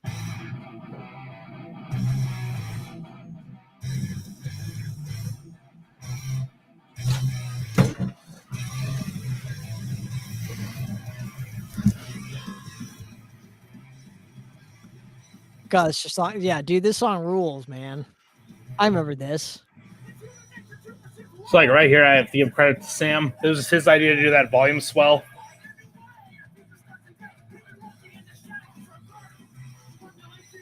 So let me so answer me this question real quick. What's that? So answer me this question real quick. What, in your opinion, because I was saying beforehand that I always felt this did not get the proper push, proper PR behind it. And it's really a shame because I love this record so much. So in your opinion, what was the initial reaction to Here Lies Humanity? So it was weird. I don't think that we did any effort at all to promote the first one. And I think that really did spoil us in a way. Because we also did absolutely nothing to promote the second one.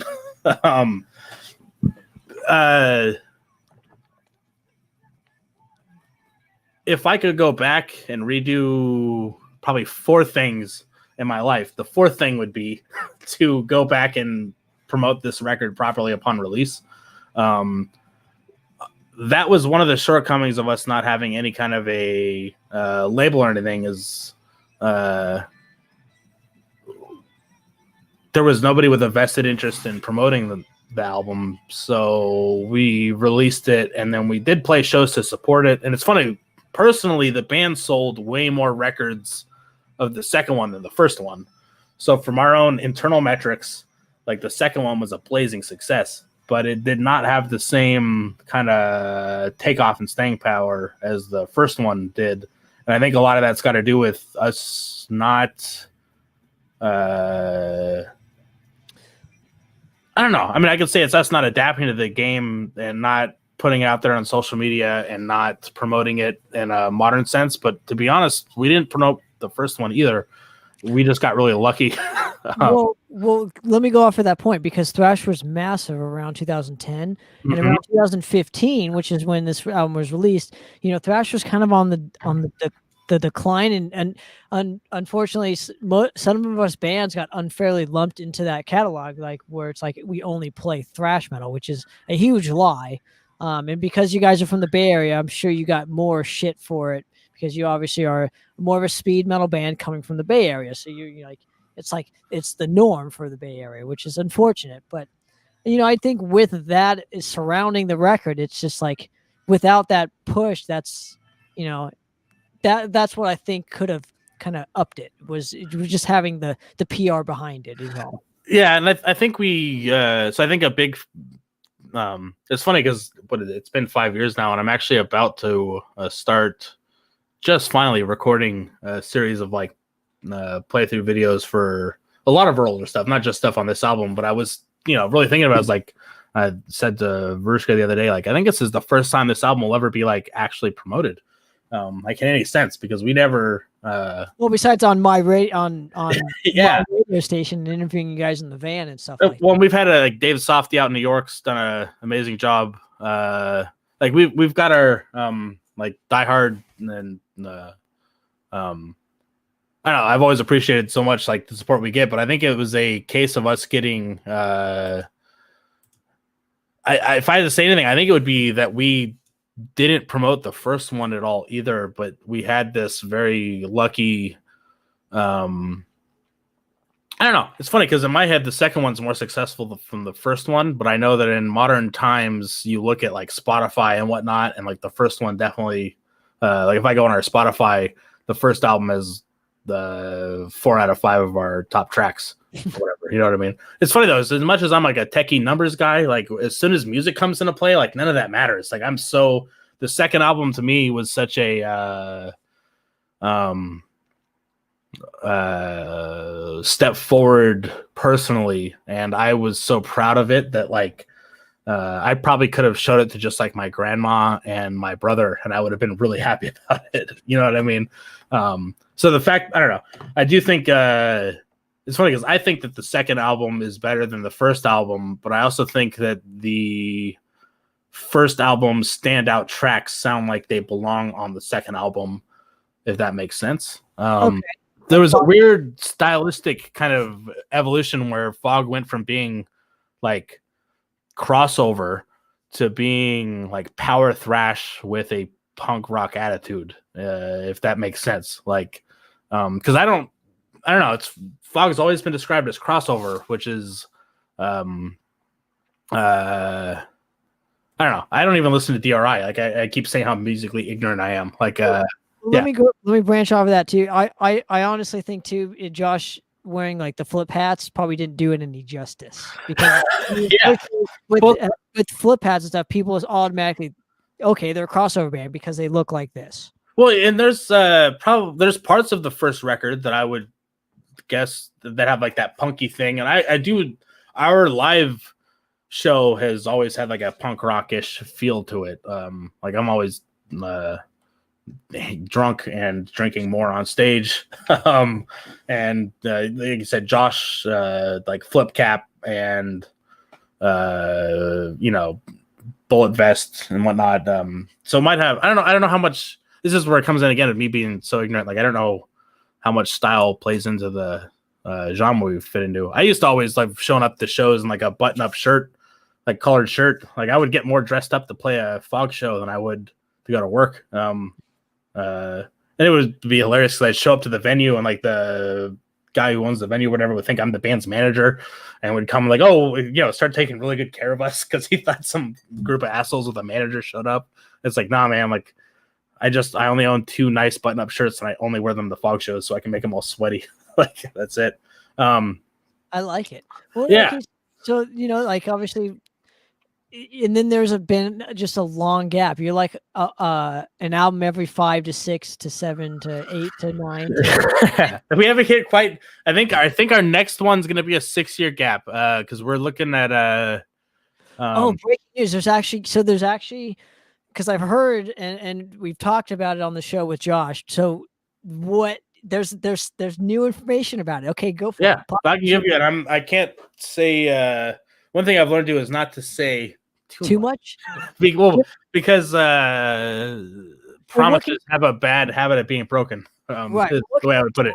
But, I can tell you this is like so I was the one holding up so we went into the studio in 2000 and boy, it might have been 2018.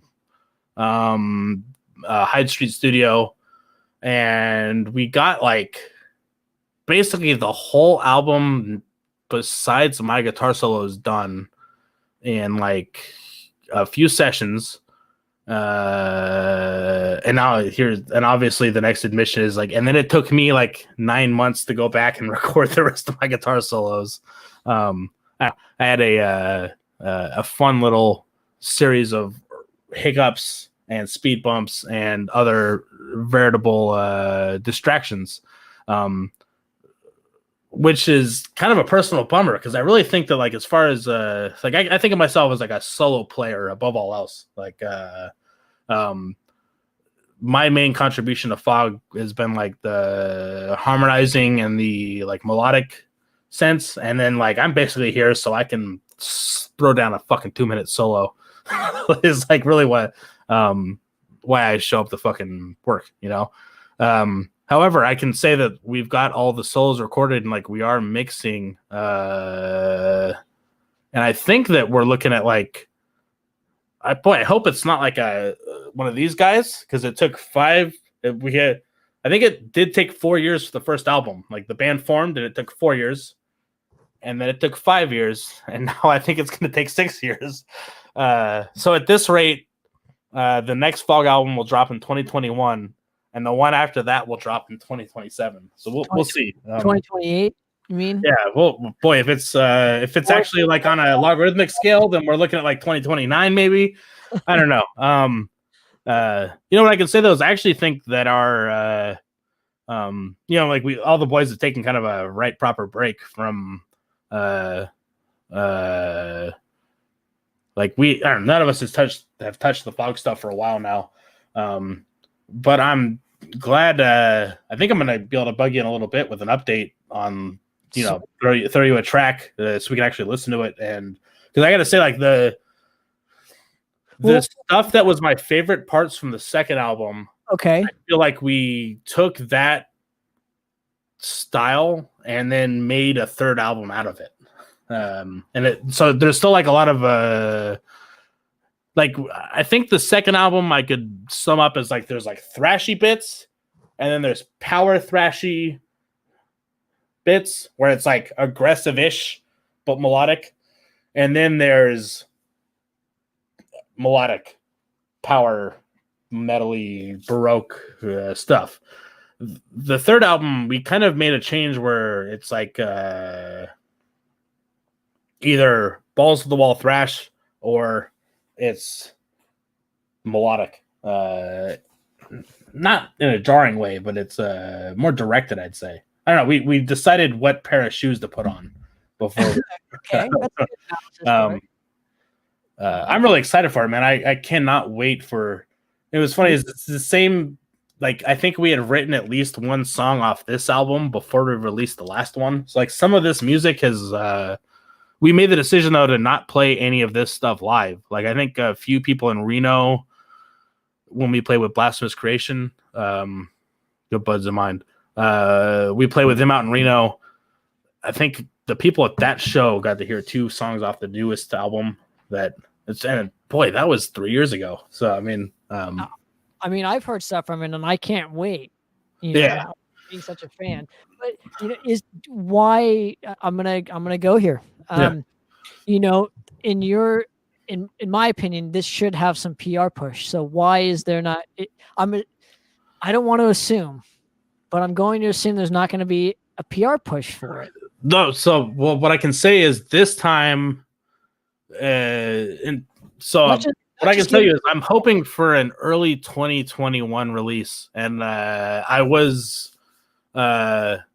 planning on doing a PR push because since in the interim 5 years between our last release and today, I've worked with a couple of labels and I've joined and quit a few other bands, and I've seen I won't say that I like know what works and what doesn't work, but I've seen a lot of things that don't work, and I've seen a couple things that do work. And so I'm personally prepped to make a push and promote. And what's nice nowadays is you don't really need like a guy in a suit with a checkbook behind you to promote your stuff. I think the plan is that we're going to be doing a series of like playthrough videos for all the coolest bits. Dude, that seemed to work for us, man. When we did that on the Charring record this year, I mean, dude. Yeah. But I gotta say, like when I'm saying like this is all like I haven't asked anyone else in the group if they're down to do any of this, but I am planning on doing. I actually already have one up on my. Something is better than nothing. That's my point. Because I'm very frustrated because I'm just such a fan of the Fog of War stuff. I can pull up at least a. Did you ever catch the solo section from? What song is it? I Survivor? I might have heard it already, but I'm not gonna speculate. Well, let me pull it up. Yeah, and then obviously we'll get to the last chapter of your musical career. The big another big chapter of your musical career, because we didn't get a chance to cover everything, which we hardly ever get to on this show. Yeah, we shouldn't, because that wouldn't be. But I'll bring you back on, and just another excuse for us to hang out and talk some shit. So. Well, here I got how about in the other? Oh, there we go. So this is one of the ones from. One of the solos from the upcoming album. Okay, let's check it out. Can you turn up the volume? Yeah, I had to unmute it. There we go.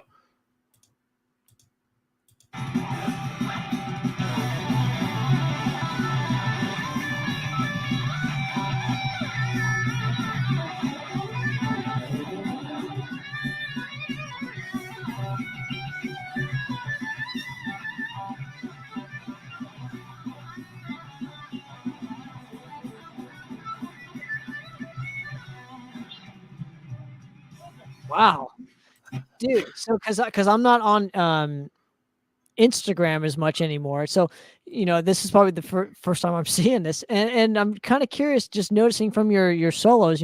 How do you usually construct a solo for you? Do you take it in parts and then just kind of do some phrasings So for me, it's I really like the Brian May. Like you have to be able to whistle your solo. Like if it can't get caught in your head, it's not a good solo. Is like and so I don't necessarily think of it as like you have to be able to whistle it, because I like to play fast. But I try to keep like a really consistent, like if I'm going to be doing fast notes, I want them to be like arpeggios or scale steps as a part of a overreaching melody. But it's like I don't know, I do a lot of improvising. Like I'll sit there and track myself doing 10 takes of a solo, and then I'll listen to it and see like, do I like any of that? Or I'll record myself at band practice for multiple band practices, and I'll try out the ideas I had at home. I'm not like, I can write a solo. I've done a few like studio gigs where I'll show up and like track you a solo on the thing I've just heard, but I really like to like get inside the idea and kind of sitting there, and a lot of it I'll kind of like write it in my head. Like I like to be able to hum out a melody line. Like that last one, like I remember having like the intro, like I had thought that out ahead of time and then applied it to the solo, and it ended up being sped up to the point where you can hardly hear the but it's still there. Somewhat, yeah. It's in there. Exactly. It's interesting though, because like the new thing, and this is like the kind of where I've ended up spending my time now is like the new band I'm in doesn't do. It's like a not really guitar solo band, which is kind of interesting. Well, let's get into it if you don't mind. You know, Yeah. the last. I mean, obviously, we can expect a new Fog record, or maybe not expect one, but there might be. You can count on one. Just Okay. don't Yeah, set your watch by it though. You'll be late. Yeah, so either 2021 or 2022, we'll probably hear some good news out of the Fog of War camp, which I'm really excited for. But you know, moving forward to what you got going on now, tell me about either forming the band, getting into the project. When did this happen for you? So I got we'll talk about this other time, but I joined a death metal band called Ontogeny, and these guys are fucking nuts. This is like the only project I ever had to leave out of like I couldn't keep up. I could not play. I mean, I don't know. It sucks. I learned like a full set of the material. We played a few shows, but like it was like I don't know. It's straight up technical death metal. Like members like Anomalous and Soul Asunder. Anyway, their drummer Keith Grimshaw plays in I don't know, people call it math rock. I just hear prog. Is like it's progressive music to me. I don't really know what like math rock. I've had it explained to me. It's like technical metal for people who don't want to play heavy music, I guess. But Roland is kind of heavy. But anyway, Keith asked me to fill in on bass for Roland back in 2016. So I went on tour with him. Had a blast. We played all the way up and down the West Coast from San Diego up to it was like Olympia, Washington. And I was surprised the turnout was like impressively good for I had really never heard of math rock. I didn't really know what the hell it was. It was cool though because it's instrumental and it's very it's proggy. I don't know why they decided to call it math rock. Like we don't need to make a new genre called math rock. It's called prog. Or like progressive rock, like, but I guess a few years down the line they had some kind of personnel issues, and the bass player and guitar player ended up departing, and so Keith called up myself and Sam of the same bandmate from Kildo and the guy who records the Fog stuff, and asked us to join up, and it was kind of cool for me because they already had the album recorded when I joined, which as much as I would love to be on the CD, there's something nice about getting to hear what it sounds like and getting to make a judgment on like, do I want to be a part of this? And like I get to say without any of my ego invested, like, I really like this music. It's like different. It's closer to Tool than it is to Van Halen, I would say. There's like pretty much nothing like a shredded guitar solo on the whole album. It's all like mid tempo. It's such a change of pace from the very, very active music I've been playing for the last 15 years. It's kind of I think that's really cool that you're into so many styles of music. So it's cool. Now, obviously, so this record that's coming out, that has come out, I should say, was already recorded, and you are not on the specific album. So I'm not on it. I played around with recording, and I have like some solos tracked that we almost threw on here. They worked with Zach Aron, who probably mispronouncing that, who did like the Ex Mortis and All Shall Perish, and I think he did some Machine Head. The dude's amazing in the studio. They had already worked with him, and I had tracked some solos that we were going to throw on there, but I don't know. I'm glad we decided not to, because I ended up not. It's funny because I listened to the solos I tracked today, and I was like, "Oh, that's fucking awesome!"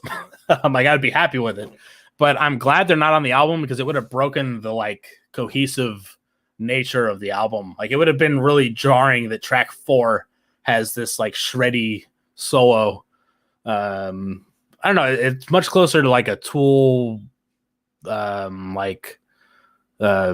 know. There's parts of the album that remind me of so many different bands. It's kind of interesting, but well, we'll get to hear some of it in the next couple minutes here. But I'm just kind of curious, now that the album is out, I can't ask you to walk me through the recording process because obviously it's there. But what are you going to bring different to this to the next record that's not on this album now? Because now you have to write for the project. Yeah. Well, that's something me and Joe specifically. Joe's the other guitar player. Have talked about specifically is that we're both looking forward to writing a record together because we have such a different background. It's almost like I rejoined my musical progression from the We the Tree band days. Like Joe has a very different musical sensibility than anyone I've been in a band with. He's I don't know. So it's really going to be interesting going into the next record. He sent me a text message a few weeks ago, like, do I need to learn how to shred? And I said, like, no, like I would prefer you didn't. Like, why not? Like, you keep playing guitar exactly the way you do. Roland already has a very, they're very melodic and they do a lot of work with harmony, which I'm a sucker for. Like I said earlier, like I'm just all about melody. I love layering different things. Keith is such an amazing drummer by himself that he and I really think of like Keith is like the lead drummer in the band. Like we play really cool riffs, but Keith is having like good solid fun on the kit back behind us. I don't know, he's just blows my mind all the time. One of the most talented musicians I've ever been in a room with. I love it. Now, now that the album is out, let's hear some of this. Yeah, I'll show you who's here. I'll put on. Before we get to it, we'll get it queued up here. I'm kind of curious. It's RLND, right? So it's not really Roland. It's that. This is just how you pronounce it. It's like Madras instead of Madras. Yeah, and I guess RLND is like some sort of slang for Real Legends Never Die. I have no idea.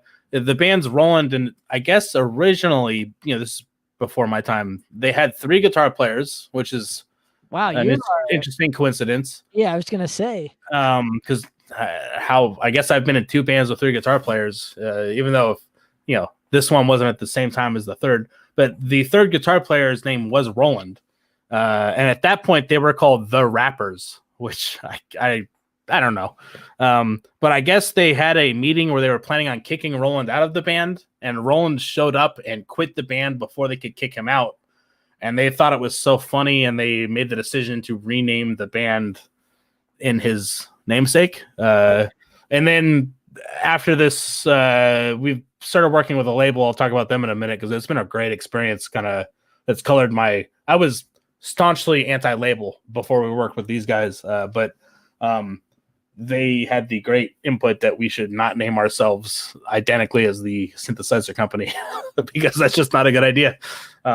Yeah, let me put on, this one's called Public Chefs, because what's better than a private chef? A public chef. Bam.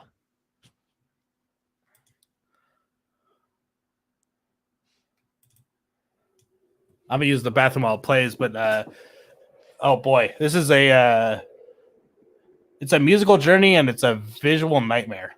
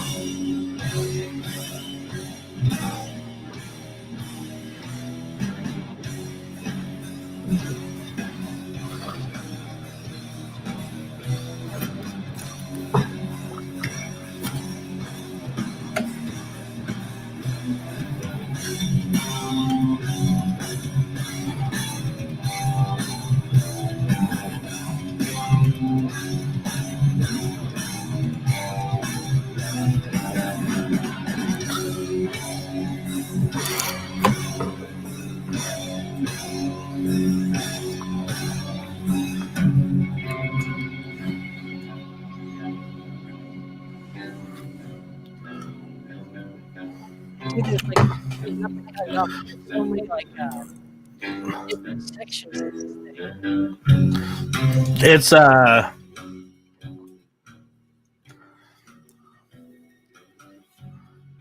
It's very eclectic, I can tell you that much. It'd probably make my brain explode from all that. That was the way it got described actually on Reddit, was that it would blow your mind. Now, where can people find this, if you don't mind me asking? Is this going to be released on like a vinyl or a CD or any form of physical media? So I think physically we're doing it vinyl only, if I'm not mistaken. And I actually am. It's funny because I'm somebody who's never been on the vinyl train. However, what I'll say is, especially in a non-touring context, it kind of makes sense. I think most of the people that would buy a CD will buy a record, and but so it's available through our Bandcamp, rlnd.bandcamp.com. It's also available through our label, Sell the Heart Records. And like I said, they've changed my mind on what it's like to work with a label. It's just been really cool getting to work with. I think I had all these misconceptions that were based off of working with like a big label, like basically just working with a big dick to fuck you. We're working with Sell the Heart Records. It's really cool. They've been, honestly, I've learned so much about promoting from working with them on what I need to do for the rest of my stuff. And it's cool because they're doing these package deals. Like if you buy the Roland record, you're going to get a free 7-inch split from Topoluna and Adam Gnad, some of their other people on the label, which I think is rad. Just and I think the same deal as if you were to buy some of their stuff, you get our record in there. It's kind of cool too because Sell the Heart Records is not like, I think we are the heaviest thing on there probably. I know they got some punk acts as well.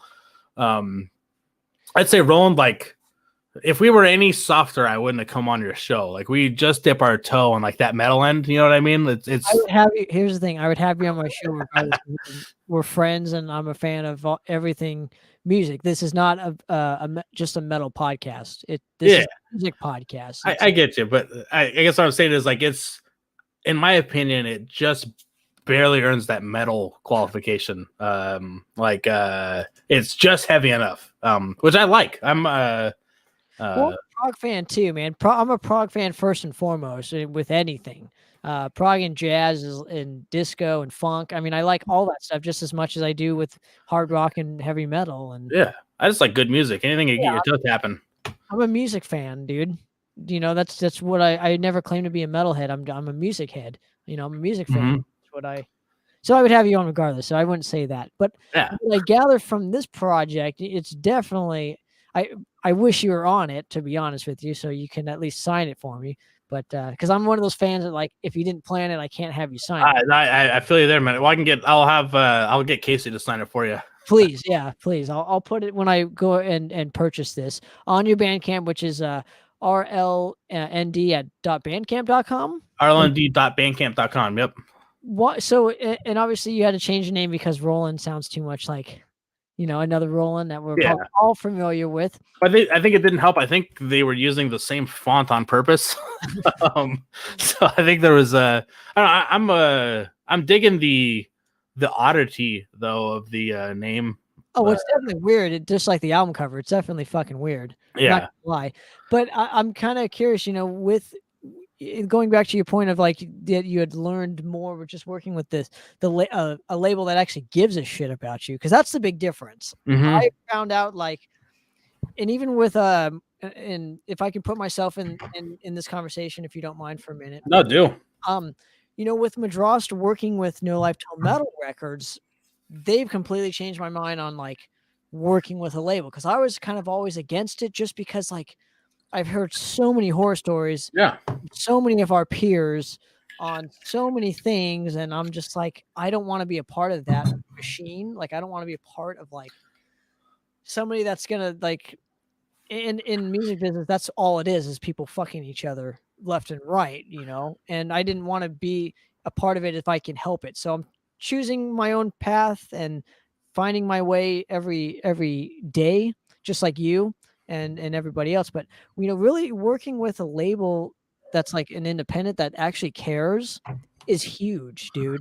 No matter how big or small, it's really massive, because I don't know how to explain it. You just have to kind of experience it, you know? No, for sure. And it's funny because I have to, you know, to be honest, like I had my reservations at first. I'm thinking like, oh, like if they're not a giant label, what can they really provide was my initial thing. And after dealing with Cellar Heart Records, is honestly, I mean, if nothing else, the strategies and knowledge I've gotten from so they're trying to think who else is like Tsunami Bomb might be the other you know, the Bay Area act that's a little anyway, it's been interesting to see what a public relations onslaught looks like in any capacity, because every other Fog release was like the other major albums I've released. All the other stuff I've done was for fun, but we released the Fog stuff for serious. But we kind of just recorded an album, printed a bunch, and then played some shows. We never actually promoted, and honestly, just out of an self-admitted ignorance on what promoting even looks like. But it's been really cool. Sell the Heart has done such an amazing job getting basically blasting us out to their connections, having us premiered on. This is what's kind of cool about Roland, is it's such a weird little niche of like, for me, it's like close enough, I'm going to call it metal. And for Joe, the other guitar player, for him, it's like close enough, I'll call it math rock, you know? And we just got debuted on, what was it? Where Post Rock Dwells. Like, I don't even know what Post Rock is, but I guess it's close enough. It's been kind of cool. And also seeing like like they're doing like vinyl bundles where if you buy our record, you get the other couple in there. And then I don't know, I guess their whole site is a bunch of, it's really just this. I like that it's not a label like where there's just like, hey, there's like 11 death metal bands. Do you like death metal bands? Because we have 11 of them. Like, I don't know. It's kind of cool that if you order an album from like Topo Luna, you're going to end up with some of our stuff and get exposed to something a little outside of your regular stable. I think it's a really brilliant kind of marketing concept. Yeah, really. I mean, because I think at the end of the day, like a lot of people get pigeonholed and like, oh, I'm a thrasher, or like, oh, I like this kind of music. But at the end of the day, I think everybody likes good music. Like if you were to throw like the most extreme metal in front of somebody not used to it, they're not going to like it. But if you throw some like well produced and like accessible metal in front of anyone, they're gonna be like, oh, this is pretty good. This isn't what I mean. Like, this is the good stuff. I don't like the bad stuff. And I think it's really brilliant that Silver Heart's kind of taken the path to broadening horizons between a few kind of what I think of as like parallel genres. Like I really think of it as like metal and then like rock and like indie. Like it's really I don't know. It's not too hard to build a common thread between the three of them. Totally. Well, I'm looking forward to getting this release. Lastly, I want to thank you very much for giving me, a few hours of your time to come on and chat. It really does mean a lot to me. And man, I think we might have clocked your longest episode yet. I could no. Don't let me talk any longer. I can keep going. Oh no, hell no. No. The longest episode I've ever done is about a 5-hour podcast, and that was with Rick from Fueled by Fire. That was awesome. I'll have to go back and find that one. That'd be but I want the links again. I always like to end with this, and just thank you for coming on, and let's do a part 2 soon, man. It really it's good to see you. Hey Tanner, it was so nice to get to talk with you, and I love to see what you're doing, not just for the scene, but I don't know. It's rad to see you keeping with us, man. I'm really stoked for you. This is a cool endeavor you've embarked on. I appreciate it, man. Yeah, I just saw a niche that, like all of us, we just see these niches that aren't filled, and we try and fill them to the best of our abilities. And like I always say, we have so much talent and not enough people documenting it. And yeah, I would guy that documents everything. I'm like the Hauser, ladies and gentlemen. I love that, man. There's such a I'd like to think of myself as kind of a person like that, because I can't be as good as Huel. I already know this, but I can do my best too. Well, dude, I think as time goes on, there's going to be so much value for the chroniclers. Anyone who took the time to documentarian. Yeah, that's probably a better word. I think I made up the word chronicler. I like that one too. I'll probably use that too. Yeah, that'd be a good album. Well, Tanner, so good to talk to you, man. It's been absolutely, man. But yeah, there will be value in this. I guarantee it. You just gotta, Tony Cole, the great Tony Cole, once said. He didn't say that. I can tell you that much. But wow, you okay there, buddy? Anyway, he said, "Don't you be the first guy to spew on." But the great Tony Cole once said, trailblazers, it's hard to kick open those doors. It's easy to lead people. It's easier to be led into a door than to kick it down. So we're just gonna keep doing our thing. That's it. I like it. And Mr. Wink, thank you very much again for giving us a couple minutes of time. You can find it on Bandcamp and YouTube, Spotify, all the necessary sites. I highly recommend everybody go check. I just made a TikTok. Come find me on there. Oh, okay. TikTok is like the new thing. I guess so. I don't fucking know. We got 16-year-olds in the house, so I'm trying to keep up to date. There you go. So anyway, my friend, you have a safe rest of you guys' weekend, man. Let's do part 2 soon. So sounds good, Tanner. Good to talk to you, my friend. Absolutely, my brother. Another episode of Poppett's Corner. I'm out of here, guys. Cheers.